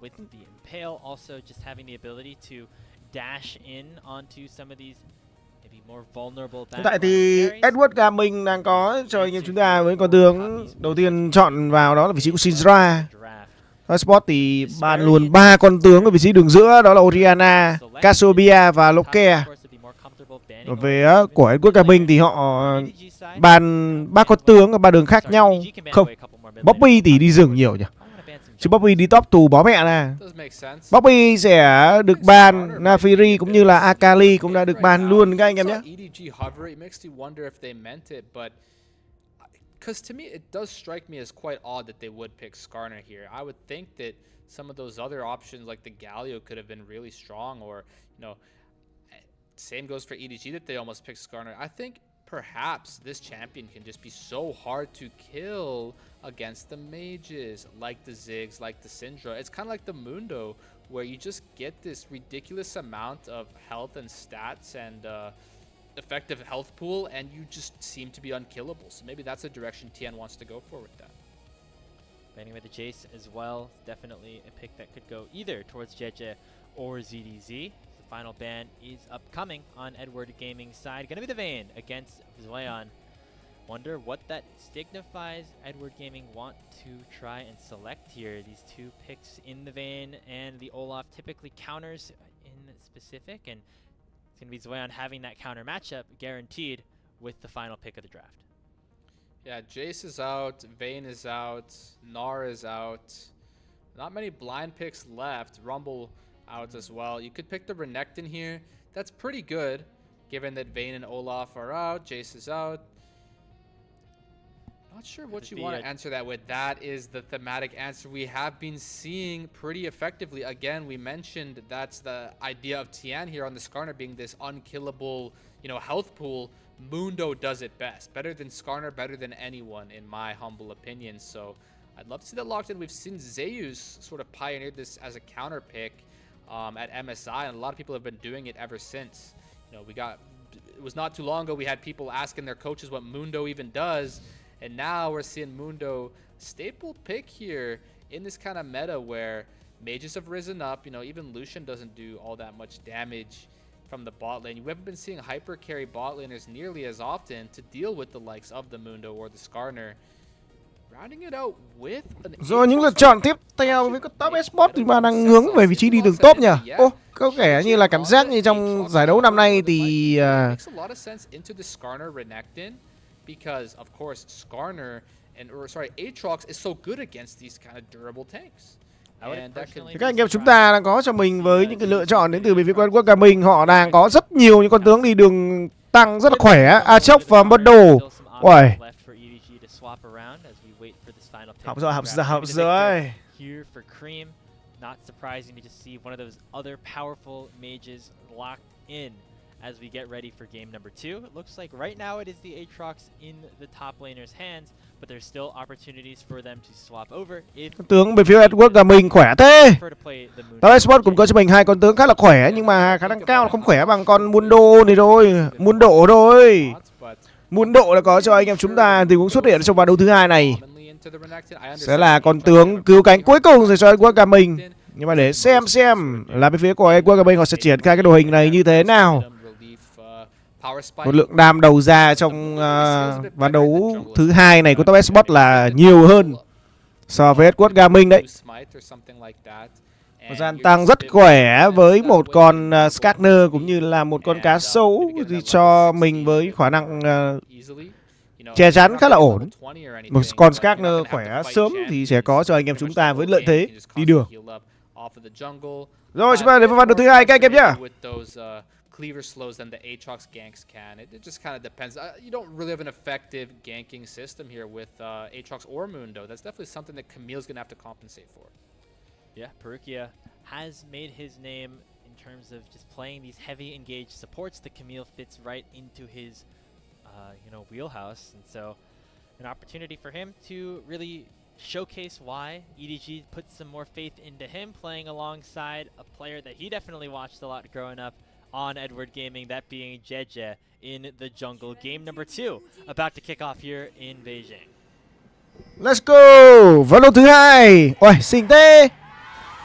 Thằng của Top Esports.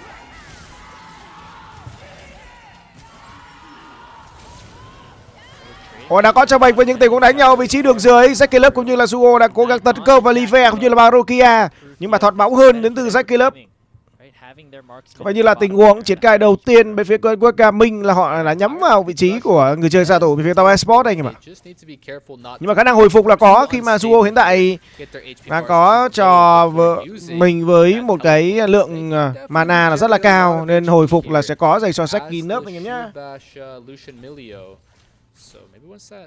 Next bone plating comes up as well. They can really start dashing forward, but Leave getting some poke down, some scorch procs before that's even possible. Yeah, really looking favorable for Leave. You get some XP on Perukia. Hồi phục là có nhé. Với những vòng rừng đầu tiên thì bên phía của cả hai người chơi đi rừng của cả hai bên phía đội tuyển trong trận đấu ngày hôm nay thì đều đang có cho mình với cái khoảng thời gian đi từ nhánh trên xuống nhánh dưới các anh em nhé. Đang ăn sói.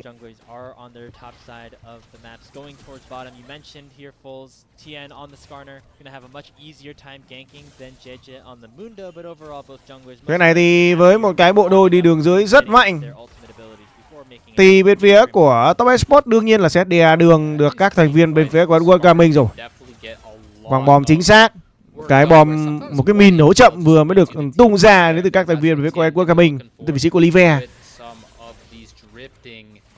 có một cái lợi thế trong giai đoạn đầu, nhưng mà giai đoạn sau thì Esports Gaming luôn là đội tuyển quăng game rất là mạnh. Khả năng đánh nhau là cũng như là triển khai cái đội hình là không có một tí gì cả. Kem ở trong ván đấu thứ hai này chơi một con Victor thì khả năng cao là vẫn sẽ là khỏe dành cho Kem thôi, làm choáng tay câu đến từ vị trí của Bulldog. Hồi phục là rất nhiều. Bộ đôi xạ thủ bên phía của Tao Esports họ vẫn còn rất nhiều nội năng, nhưng mà sẽ là quyết định biến về từ Jackie Love. Tian đang có cho mình tình huống xuất hiện và bắt gặp được vào vị trí của GG, và ở đây cũng có cho mình sự xuất hiện của Barokia. Trong khoảng thời gian đầu thì Kem chắc chắn là sẽ không thể làm được gì cả. Với một con Victor trong giai đoạn đầu rất là thọt, rất là yếu, thì khả năng hỗ trợ là không có nhiều. Đây là Xích vừa được bắt vào vị trí của Duyan, nhưng cũng chỉ là những khoảng thời gian đánh nhau cấu máu thôi. Rồi sẽ là hai con cua dành cho hai bên. Cua đường dưới sẽ thuộc về Esports Gaming và cua đường trên sẽ thuộc về Tian. Tian đang muốn bắt bớ vào vị trí của Bulldog. Những tình huống di chuyển đến từ Baroka không biết là có thể cứu sống được người chơi đường giữa về phía của Esports Gaming không. Quan tàn kéo chính xác. Còn phía đường dưới đang có đánh nhau. Jackie Love đang cố gắng tấn công vào Livea, nhưng hiện tại thì Jackie Love không còn tốc biến nữa, và thế là Jackie Love nằm xuống mất con mẹ nó rồi. Đó là chiến công đầu dành cho Livea. Lại là một kịch bản rất giống với ván đấu đầu tiên, khi mà Livea vẫn có cho anh em chúng ta với những tình huống xử lý tốt.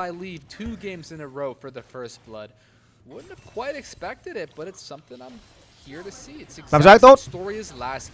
Hất được về đến từ vị trí của Livea với quả min nổ chậm vừa rồi, nhưng không thể kết thúc được cái mạng của Duo. Em sẽ cùng xem lại một tình huống Jackie Love quyết định là tấn công vào vị trí của các thành viên bên phía của Esports Gaming. Không đủ đam, hơi tiếc trong tình huống vừa rồi. Tốc biến rất nhanh đến từ Livea, sau đó là các quả bom được quăng ra rất chuẩn đến từ Livea. Hai quả bom liên tiếp đến từ vị trí của Livea. Phía này thì Barokia đang cố gắng bắt bớ vào vị trí của Jackie Love. Jackie Love không còn tốc biến nữa rồi. Bỏ chạy làm sao mà thoát được đây. Sẽ là lần thứ hai nằm xuống rồi Jackie Love bom vào thôi. GG di chuyển rất nhanh và có cho mình mạng thứ hai của Jackie Love. Mẹ thằng Jackie Love đánh kiểu gì đấy, quang game à. Quang còn mẹ nó game rồi. Ôi, một con rồng lửa ở trong ván đấu đầu tiên luôn à. Có thế. Rồng lửa anh em ơi. Nhưng mà GG thì không có đủ đam đâu. Một cái dấu chấm hỏi đang được binh vào vị trí của GG này. Đang cố gắng tấn công thì Kem đang gặp nguy hiểm. Barokia đu dây móc tốc biến lên trúng vào người của Kem. Nhưng mà cũng là khoảng thời gian trao đổi tốc biến mà thôi. Bulldog vẫn có cho mình đó là tốc biến anh em nhé. Đấy, có lợi thế về khoảng giai đoạn đầu game đấy. Mà để xem là Esports Gaming họ sẽ triển khai được cái đội hình đánh nhau không ấy chứ. Đội đánh nhau rất mạnh đến từ các thành viên Esports Gaming. Khi mà một A chốc, một môn độ. Đây rồi, thần cá sấu đang được bật lên. Giảm bớt hồi máu đến từ ZI. Chưa có bật thần cá sấu anh em ạ. Rồi, báo điện là báo Aken đang được triển khai và để có thể giải quyết cái đám lính này. Và sẽ là khoảng thời gian về đến từ vị trí của Kem mà thôi.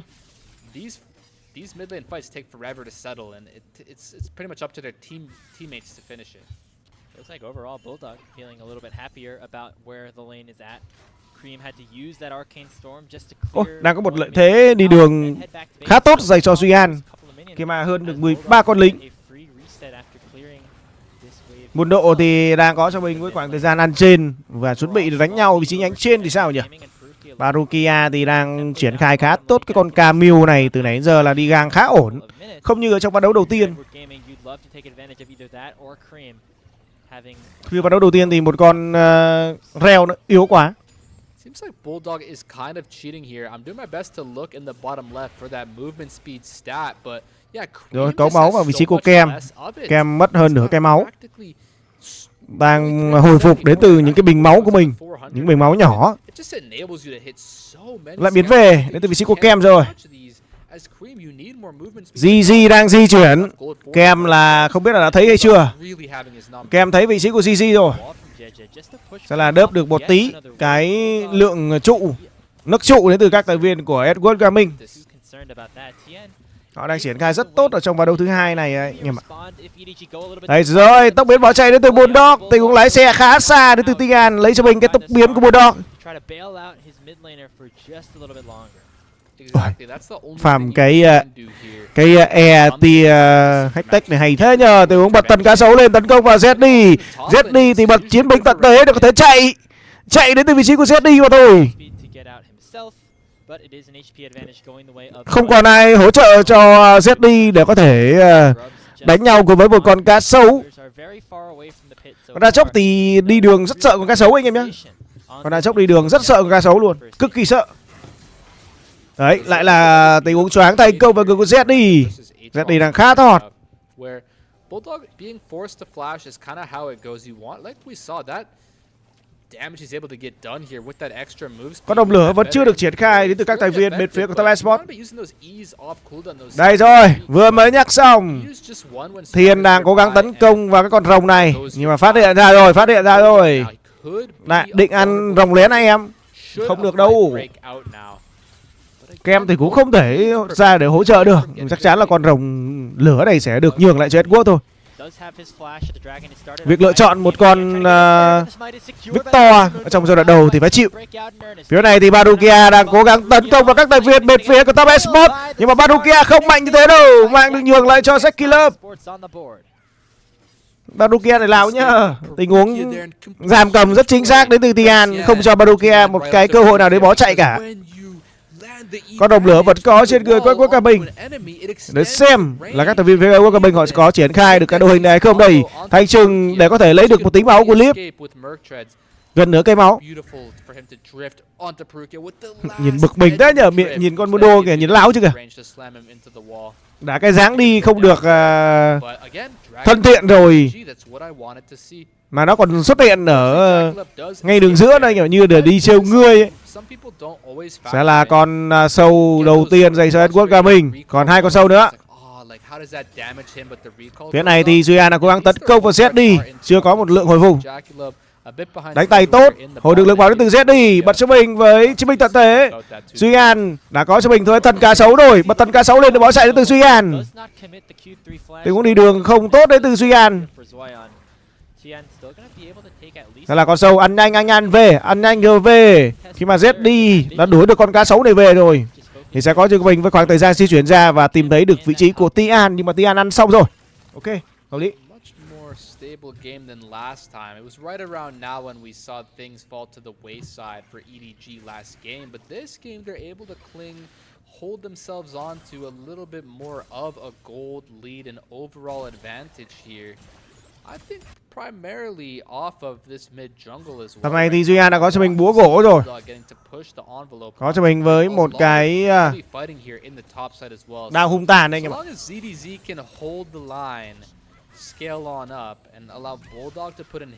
Rồi cái gươm đổ tể đã có trên người của Duyan, nó khiến cho cái tốc độ hồi phục của ZD đang gặp nhiều khó khăn. Still have that gold lead. It did fall apart around that second dragon. Remember, Top Esports able to really come back into the game off of that play. And they still have a ton of tools that can be very dangerous at any point in this matchup. You have, of course, Lucian Milio, who will be able to assassinate, threaten anybody in the mid game. Rồi đây đang có cho mình với những tiêu di chuyển đến từ Bulldog.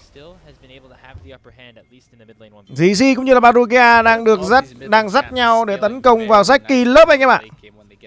Zeki Love đang gặp nhiều khó khăn rồi. Zeki Love đang chỉ có một mình thôi. Cứu Zeki Love. Suo có mặt ở đây. Thanh Trường được bữa ra để có thể giải quyết được đám lính này. Zeki Love vẫn có thể chạy được. Đây là Sumo đường ngủ nhắm vào người của Zeki và Zeki nằm xuống. Thiên đang cố gắng tấn công vào Barukia, giam cầm chúng vào người của Barukia và thế là Barukia nằm xuống. Ơi, mạng lại nằm trong tay của Suo là sao? It appeared a bit of hesitation from the side of EDG. It's as if they didn't know Jakilev was down there on his own. They weren't maybe sure of the positioning of Zhuo.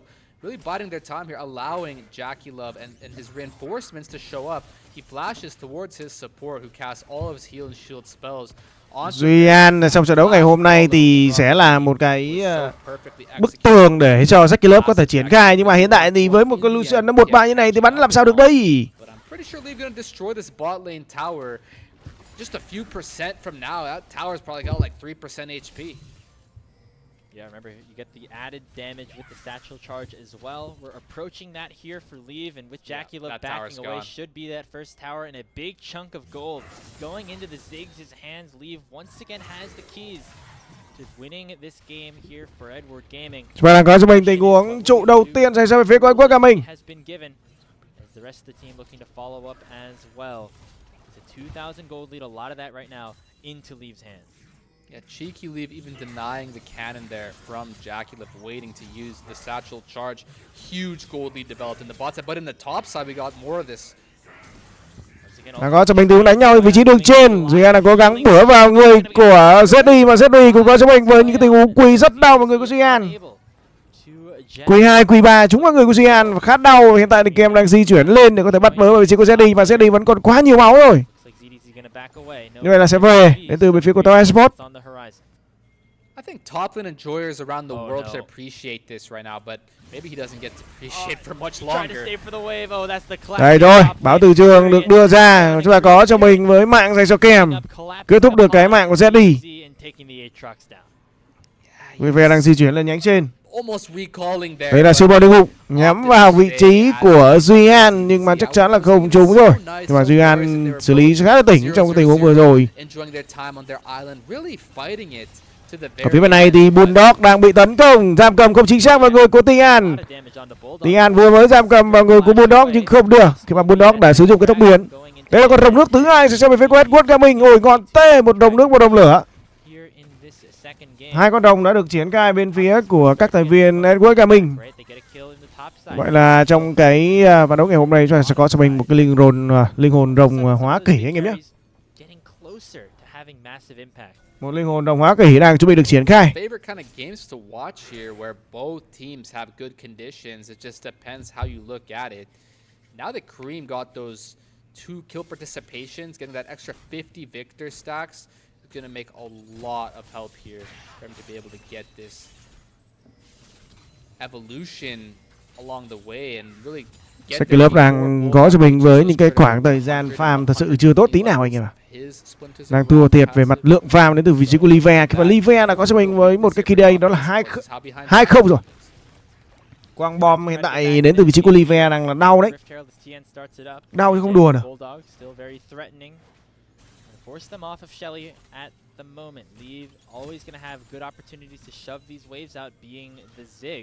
Các thành viên bên phía của Edward Gaming họ đang triển khai ở vị trí nhánh trên. Như vậy là cái trụ đầu tiên ở vị trí nhánh trên đã thuộc về Top Esports. Phát hiện ra vị trí của các thành viên Edward Gaming rồi. Phía này thì Duo cũng như là Jackie Love đang dính vào cho mình rất nhiều những cái tình huống quăng bom rất là đau. Yeah, and I think a lot of it is because this Victor is exceptionally strong right now. He's got the Q bulb and the E upgrade. You can't really pick him out or catch on to him anymore. He's just got so much move speed and clears the wave so quickly and effortlessly. He just disappears around the map, and you can't really keep up with him. So Kareem is able to bớ Q3 rất tốt, khá đau vào người của Duy An.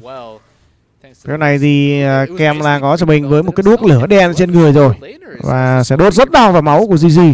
Mà GG cũng đã có cho mình với một trái tim cộng tần với 24 chỉ số cộng thêm. Thiên thì đã có cho mình với 42 chỉ số cộng thêm. Sẽ lấy khá tốt đến từ vị trí của Thiên này anh em ạ.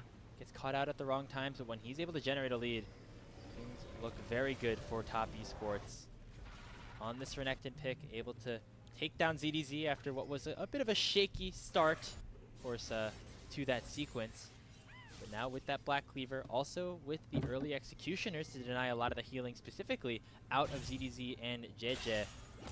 Swayan's going to be in a good position once we get to these later game fights. This is not something we often see, and I Sách cái lớp đang gặp nguy hiểm này. Các thành viên phía của Esports LMHT họ đang chuẩn bị bắt bớ vào các thành viên của top Esports nhỉ. Quảng bóng rất đau. Sách cái lớp mất nửa cây máu rồi.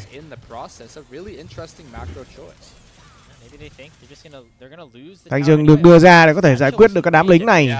Mà Sách cái lớp đang mất quá nhiều những cái công cụ để có thể đánh nhau ở trong tình huống này. Cái lớp quyết định là bắn vào người vị trí của CC. Có cho mình một cái lưỡi 2 linh hồn rồi. Đó là solo kill dành cho Kem, mà Kem kết thúc được cái mạng Bulldog trước. Sau đó thì Bulldog cũng có cho mình mạng của Kem. Mà tôi muốn đổi mạng thôi anh em ạ. Try to chase somebody down as well. Jackie Love flashes forward, looking for Perukia. Leave also playing very defensively at this point at full HP. Nothing to fight for other than the Rift Herald, but with both mid laners down, it'd be very difficult, I think, specifically for EDG to go for this one. Cream freezes that wave top lane, then finally decides to push it. Right when Bulldog wants to come collect all the farm that Cream. Đây, chúng ta cùng xem lại một tình huống mà Bulldog di chuyển con đường hơi ngố và Kem quyết định là tấn công vào vị trí của Bulldog. Sau đó thì sức mạnh bùng nổ được triển khai và đó là mạng nằm xuống đến từ Kem luôn. Tình huống 1 đối 1 không lỗ lắm dành cho Esports LMHT. Đấy, làm choáng. Tình huống cắt và sắt chính xác đến từ vị trí của Duy An. Tiếp tục là tấn công vào vị trí của người chơi đường trên phía con Esports LMHT. Hồi phục rất tốt đến từ Duy An.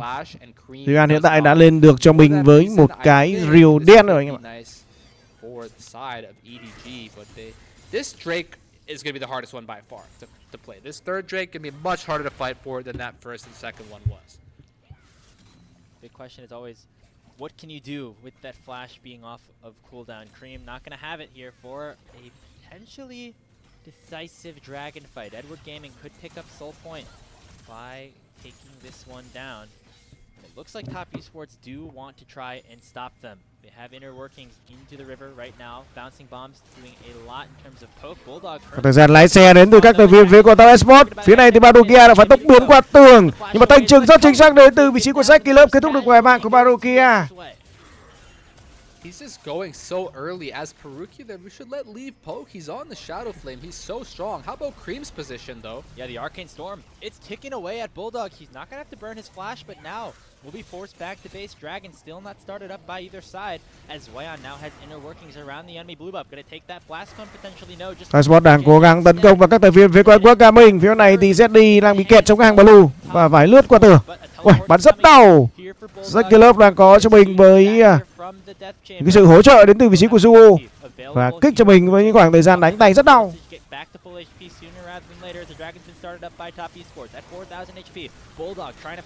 Ở phía bên này thì Jack Kỳ Lớp cũng như là những người đồng đội phía Top Esports đang cố gắng tấn công vào con đồng hóa kỷ.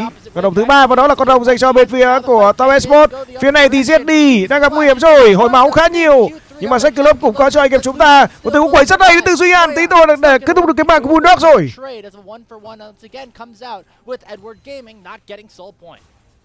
Poetic and cinematic fights. We see Aatrox in the backline of the entirety of TES. We see Renekton in the backline of the entirety of EDG. It's basically 4v1 for Kem đang gặp nguy hiểm. Chiếu này thì Barokia, ôi có cho mình một siêu bầu đỉnh ngủ. JC băng trụ và có mạng. Kem nằm xuống. Cái này thì thanh trường đến từ Sách Kỳ Lớp. Bắn rất đau vào người của CG. Và đó là double kill dành cho Sách Kỳ Lớp ở vị trí đường dưới. Còn phía bên này thì cái khả năng di chuyển đến từ Live đã giúp cho anh có thể lùi về tấn công với một cái min đấu chậm.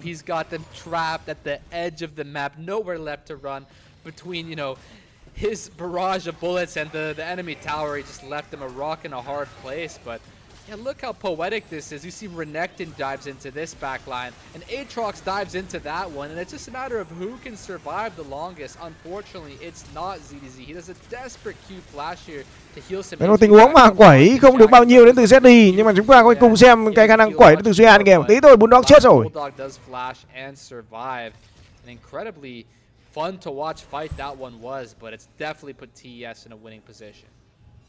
Still a very close game state, Bulls, but Top Esports starting to feel much more confident about their. Thời gian mà cố gắng đến từ Duy An.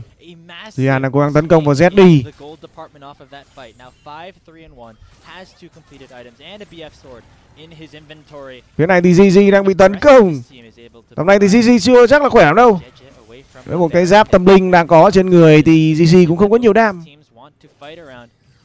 The mid-tier 1 turret still standing on top Esports, or sorry, on EDG side, and TES not able to take that one down just yet. Potential good news for EDG is that Jackulov is going for IE third instead of LDR, so he's going to do much less damage to the Mundo. It's quite frustrating playing into the Mundo because the thing is you really want the LDR for all that Giant Slayer damage. Seems like the only way to actually kill him, but you also need the heal cut, so perhaps they can get Milio to buy. GG thì hiện tại đang có cho mình một KDA khá đẹp 212, còn Tian thì đang có cho mình với một KDA đó là 004 anh em ạ. So we'll see if they go for something like that, but for the meanwhile, although this Lucian has 5 kills, he's still not all that strong into this front line that is JJ, that is ZDZ, that even Perukia and his Sundered Sky can get involved with. So the only real people who got to worry about Jackulov is Bulldog and Lee. Yeah, but that is what the Lucian does, able to assassinate backline members, specifically here in the mid lane, to throw that calling out onto Lee, force him out of the picture. But it looks like right now it is still Edward Gaming's bottom laner that is feeling a little bit more confident here. Tình huống giam cầm không chính xác, mọi người có xét đi. Phía này thì Jackulov đang bị vây với 3 người về phía coi qua cả mình. Thế là nằm xuống rồi. Phía này thì Duyan đang cố gắng tấn công vào các tài viên về phía coi qua cả mình. Vẫn còn một lượng máu khổng lồ. Nhưng mà hiện tại thì người chơi xạ thủ bên phía của TES Esports đã nằm xuống rồi, nên không có lượng đam bồi vào đâu. Thôi về được rồi. Sẽ là chiến gai luôn coi Baron chứ còn gì nữa, khi mà hai thành viên bên phía của TES Esports, hai người chơi nhiều đam nhất thì đã nằm xuống rồi. Thì các Baron đi. Không Baron à? But fortunately, we're going to take things a bit slower. We're not going to go ahead and get ourselves a free Baron just yet. But we're really showing signs of life with this EDG roster, and I'm a huge fan, Grapes. Could this be the start of something for Edward Gaming with JJ rejoining the squad? Only time will tell. But take a look back at this replay with này thì chúng ta đang thấy được là Barokia cũng như là GG đã cố gắng tấn công vào vị trí của Jackulov. Tình huống đứng rất hên đến từ vị trí của Jackulov, không hiểu là thằng Jackulov này đứng kiểu gì để cho 4 thằng đứng vây được cũng hay chứ. Những di chuyển và đánh nhau không có tầm nhìn nào cả trong cái hàng rồng vừa rồi. Và một cái khoảng thời gian quẩy trong vô vọng của Duyan mà thôi. Còn đầu vẫn chưa có, thế mà thằng Jackulov vẫn bị bắt được thì cũng tài.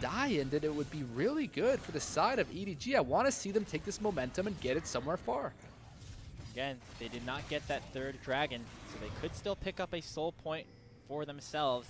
As the Chemtech Drake spawns in 15 seconds, a very aggressive teleport getting sent in here by ZDZ, but Cream and Zoyan don't want to do anything about it just yet. So the Aatrox Jackulov cần phải bình tĩnh hơn một tí. Trong khoảng thời gian này thì đây đã là phút thi đấu thứ 26 rồi.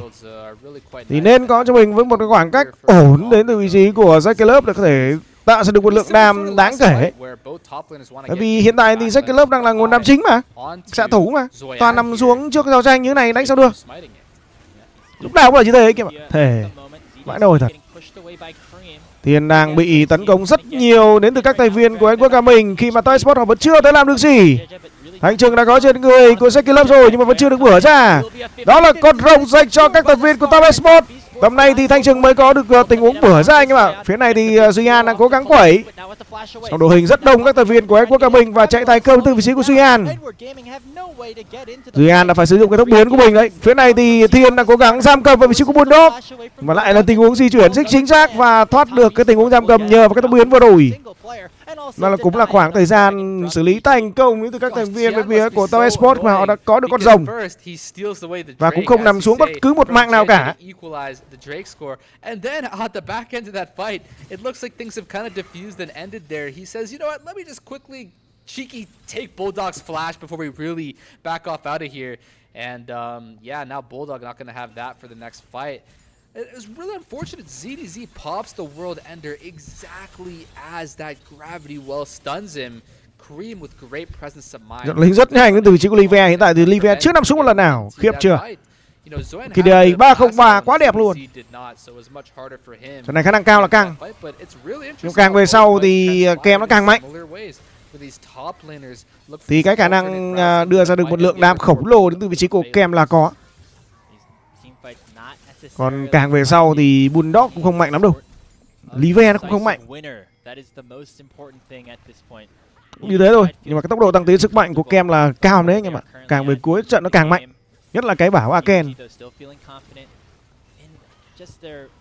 Gold lead at this point, right? And also where the scaling is coming in. Bulldog already has the upgraded ulti with his 100 splinters and is looking for that additional AP once he is able to pick up just 5 or more. And the towers always going to benefit a Ziggs. Bảo trụ rất nhanh đến từ vị trí của Live. Một quả bom rồi mà đau thế nhở. Trụ không chịu nổi anh em ạ. Tầm này là phải có thằng nào mà lao vào cùng với thằng Duy An cơ. Duy An từ nãy đến giờ là giam cầm toàn hụt thôi. Trong giao danh thì giam cầm toàn hụt. Hiện tại thì đang có cho mình một lượng tiền đang hơn khá nhiều đến từ World mình. Khi mà hiện tại thì World mình đang hơn 2k1 tiền. That's just going to enable the side of EDG to have this unkillable front line. Siêu đề gục để đưa ra cho mình với những thông tin là chắc chắn là thành viên của TES Esports không dám ăn Baron.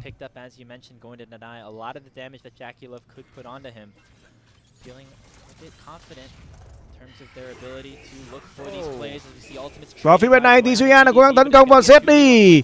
Qua cho mình sự xuất hiện đến từ Tian và giam cầm chúng vào người của Zeddy. Zeddy đang phải hứng chịu một lượng đam khổng lồ và đó là mang cho Suyan. To get another kill into top esports' hand. A super random blunder from ZDZ here was somehow just hitting the blast cone in that direction. It's just a Dominus Renekton and a Skarner ready. Tại sao đang thấy được là thanh trường đang nhắm vào người của Livea.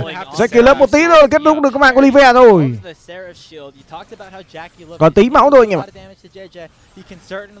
Ở phía bên này thì Barukia đang dính rất nhiều với lượng sát thương phép được tạo ra đến từ vị trí của Kem. Teleport đến từ Bulldog để có thể phòng ngự cái trụ này. Ôi, tình huống di chuyển đến từ Tian. Phía này thì báo Aken được đưa ra và Bulldog nằm xuống mất rồi. Tướng bằng trụ thành công của TES Esports.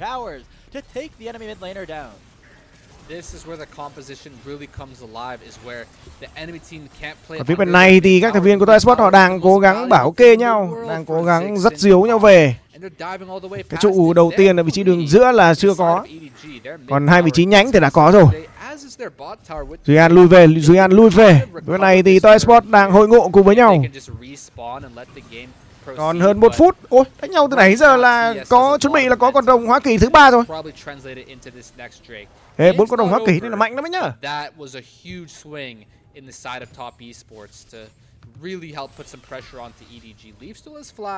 His Seraphs will come back up. His mid tower survives another day, but Jackie Love, he's got the last whisper. He's getting closer to that LDR or that mortal reminder, hoping LDR with the Oblivion Orbs draw, of course. But yeah, linh hồn rồng Hoa Kỳ là một trong những linh hồn khá là phế trong trận đấu ngày hôm nay. Really start to become a problem in his own right on this. Renekton has that 2 item plus the extra. Thì rồng Hoa Kỳ sẽ cho với một cái khả năng khá hiệu ứng, khả năng hồi máu và tạo lá chắn. Và cái khả năng hồi máu thì không nhiều. Nhận 13 sát thương và giảm sát thương. Mẹ cái linh hồn rồng phế như cho. Khi xuống dưới 50% máu tối đa thì mới được nhận 13% sát thương anh em nhé. Nghĩa là phải thấp máu lắm đấy. Rồi, phía này thì Duy An không sợ thằng Zeddy. Với sự cơ động đến từ một con cá sấu thì hoàn toàn có thể trả đam luôn chứ.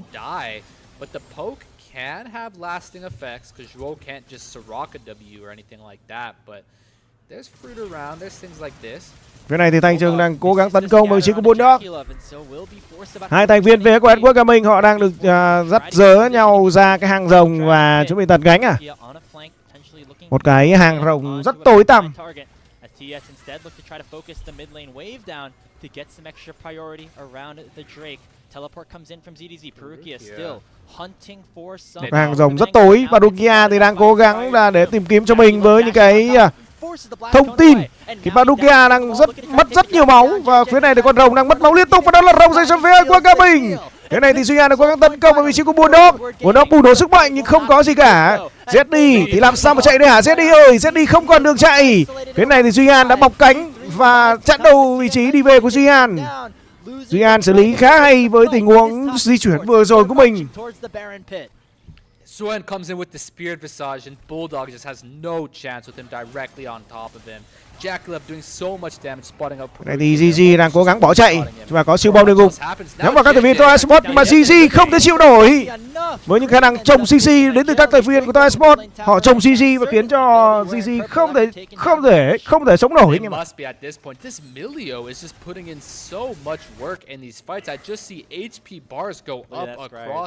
Đây, Barukia di chuyển để tìm kiếm cho mình với những thông tin và sau đó bị phát hiện đến từ vị trí của Jackaleb. Ôi, đầu chưa? Chỉ cần một combo thôi. Một combo thôi là ok. Trời ơi, lại thua trừng phạt đến từ vị trí của Tian là như thế nào nhỉ? Cái này thì Duy An đã làm quá tốt công việc của mình rồi. Live phải teleport bỏ chạy, bỏ lại vị trí của Z đi. Pretty impressive to stay at the zero death amount here as this Ziggs with your 4 items. You can definitely defend, but now you're on the back foot. You've lost your mid tower, they have Baron.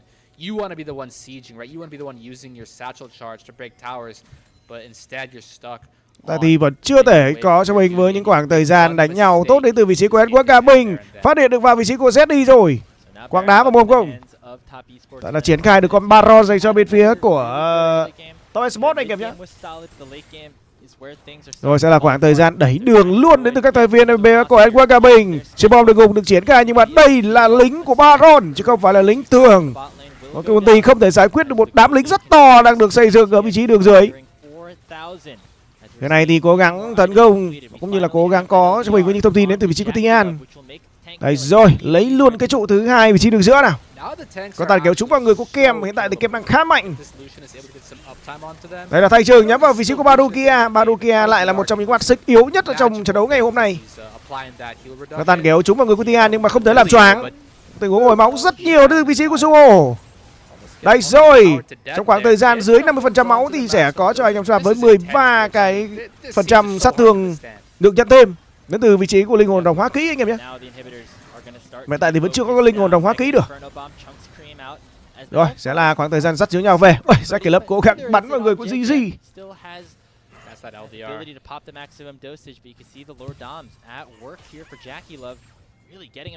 Thi đấu thứ 34 rồi anh em nhé. Phút thi đấu thứ 34. It's actually one of the best answers in a Mundo. If you have this LDR Lucian with the Oblivion Orb Milio, you're doing the full damage and permanently reducing his healing. Tian đang giải quyết cái đám lính ở vị trí nhánh trên.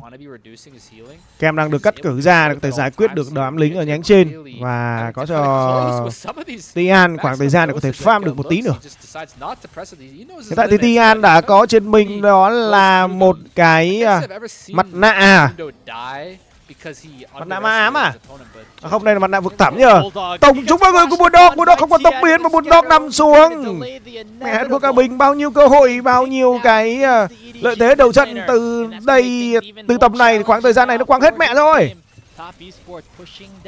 Duy An đang có cho mình cắt va sắt và vẫn có cho mình với một cái thần cá sấu cho mình được bật lên đấy.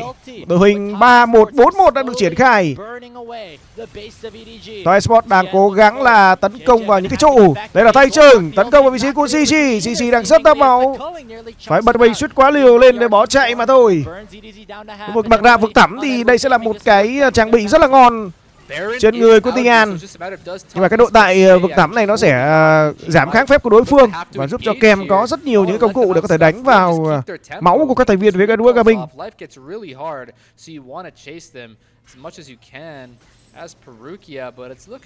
Barukia phát hiện được vào vị trí của Tian rồi, thằng này láo. Bắt luôn Tian này. Tầm này mới level 12, thua cả level 15 của thằng Duo này. Duo đang có cho mình một KDA là chưa nằm xuống một lần nào trong ván đấu thứ hai này anh em ạ, 1-0-10. Ôi, Duy An đã có cho mình một tình huống bọc đầu cái kia. Duy An đứng rình từ nãy đến giờ rồi. Anh đứng đây từ chiều anh em ạ. Duyan đứng đây từ nãy đến giờ. Đây. Thần cá sấu được bóng lên, tấn công vào vị trí của Bulldog. Phía bên này thì Kem đang dẫn lên với một cái đợt lửa hack tech để có thể kết thúc được cái mạng của Bulldog. Phía này thì ZD đang bị tấn công, ZD phải tốc biến qua tường mà thôi. Mà ZD hơi tiếc tốc biến và đó là tình huống nằm xuống. Tiếp tục sẽ là tình huống vươn mình lên đến từ vị trí của Tian. Tian rất trâu. Cái này thì giam cầm không trúng vào người của GG. Zeki Lớp đang bị hứng rất nhiều những cái tình huống quăng bom, quăng chiêu đến từ các thành viên bên phía của Esports Gaming.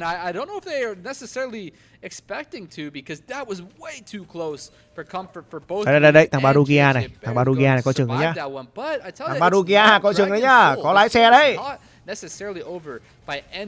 Thằng GG đang lái xe kìa, giám đốc buôn độ. Rồi con đồng, tầm này thì ai dám ra. Bên phía của Esports Gaming họ lựa chọn một con chốc phế quá trời phế 1 năm. Này, Bulldog không được chơi game này. Thì cũng cố gắng bọc đầu đến từ vị trí của Duyan. 4 thành viên bên phía của Esports Gaming họ mới có khả năng là dồn được đam vào người của Duyan, nhưng mà Duyan không chết là không chết. Sau đó thì thằng Duyan nó mới chết. Phía này thì ZD một tình huống teleport rất ngu đến từ người chơi được trên bên phía Esports Gaming. Sau đó thì nằm xuống thôi, quá dễ. Tầm nhìn đã được mở ra đến từ vị trí của Zeki Lớp và thế là có tầm nhìn thì là đánh nhau thôi. Đấy, thằng Badogia nó lại di chuyển đấy. Thằng Badogia nó di chuyển mà không cần GG anh em ạ. 0-4 rồi. Đấy, Việt ngay phát hiện ra được vào vị trí của Badogia, rất may là đu dây móc về tài công.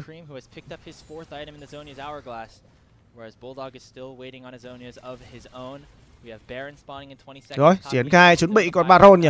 Chúng ta còn 20 giây. Baron dành cho bên phía của Top Esports. Thì bên phía của Esports Gaming họ đớp được cái linh hồn rồng hóa kỵ nhỉ. Trời ơi, tầm này căng lắm rồi, còn quảng cáo ạ. Cái này thì cố gắng tấn công, Tian đang cố gắng tấn công vào CC. Kem đang khá thấp máu, nhưng mà hiện tại thì các khả năng hồi phục đến từ bên phía của Top Esports là có. Với một con Milo đang búp rất nhiều với lượng sát thương vào người các thành viên Top Esports. Hiện tại thì đây là tình huống tấn công, GG đang gặp nguy hiểm. Cái này thì tối hậu thư được gửi ra, đây là giam cầm 2 người. Thanh trừng nhắm vào Bulldog. Tình huống kẻ rất đau. Cái bảo điện tử đến từ vị trí của Kem đang ngày càng một lớn hơn. Đó là double kill dành cho Zeki Lớp. Phía này thì GG Livea đang cố gắng bỏ chạy, nhưng đó là vũ điệu cá sấu đến từ Duyan để kết thúc được mạng của Livea. GG đang trong vòng vây yêu thương của các thành viên phía Top Esports và chắc chắn là GG sẽ phải nằm xuống. Châu thì đánh lâu cũng chết. Ôi, tình huống quy rất đẹp đến từ Milo Kuzuo. Nó đẩy được vị trí của GG vào ngay cái bảo trọng trường và đứng im tại đấy. Sẽ là kết thúc trong trận đấu ngày hôm nay. Chúng ta có 30 mạng. 2-0 dành cho Top Esports và kết thúc trận đấu với phút tỷ đấu thứ 40. Và đó là chiến thắng 2-0 dành cho Top Esports. Ok. Một lợi thế quá lớn dành cho các thành viên bên phía của Esports Gaming trong khoảng thời gian đầu, nhưng mà họ lại không thể tận dụng được và thế là họ đi. Thế thôi các anh em nhá. Rồi, rất cảm ơn anh em chúng ta trong trận đấu ngày hôm nay đồng hành cùng với MC Jindo. Xin chào và hẹn gặp lại anh em nhá. Hẹn gặp lại vào ngày mai. Ok. Rồi, xin chào anh em. Of hope here with JJ joining the team, but it is still their 10th straight game loss, and it is looking even more likely that they'll be forced to play a decisive best of 5 at the end of the regular season if they do not turn their season around.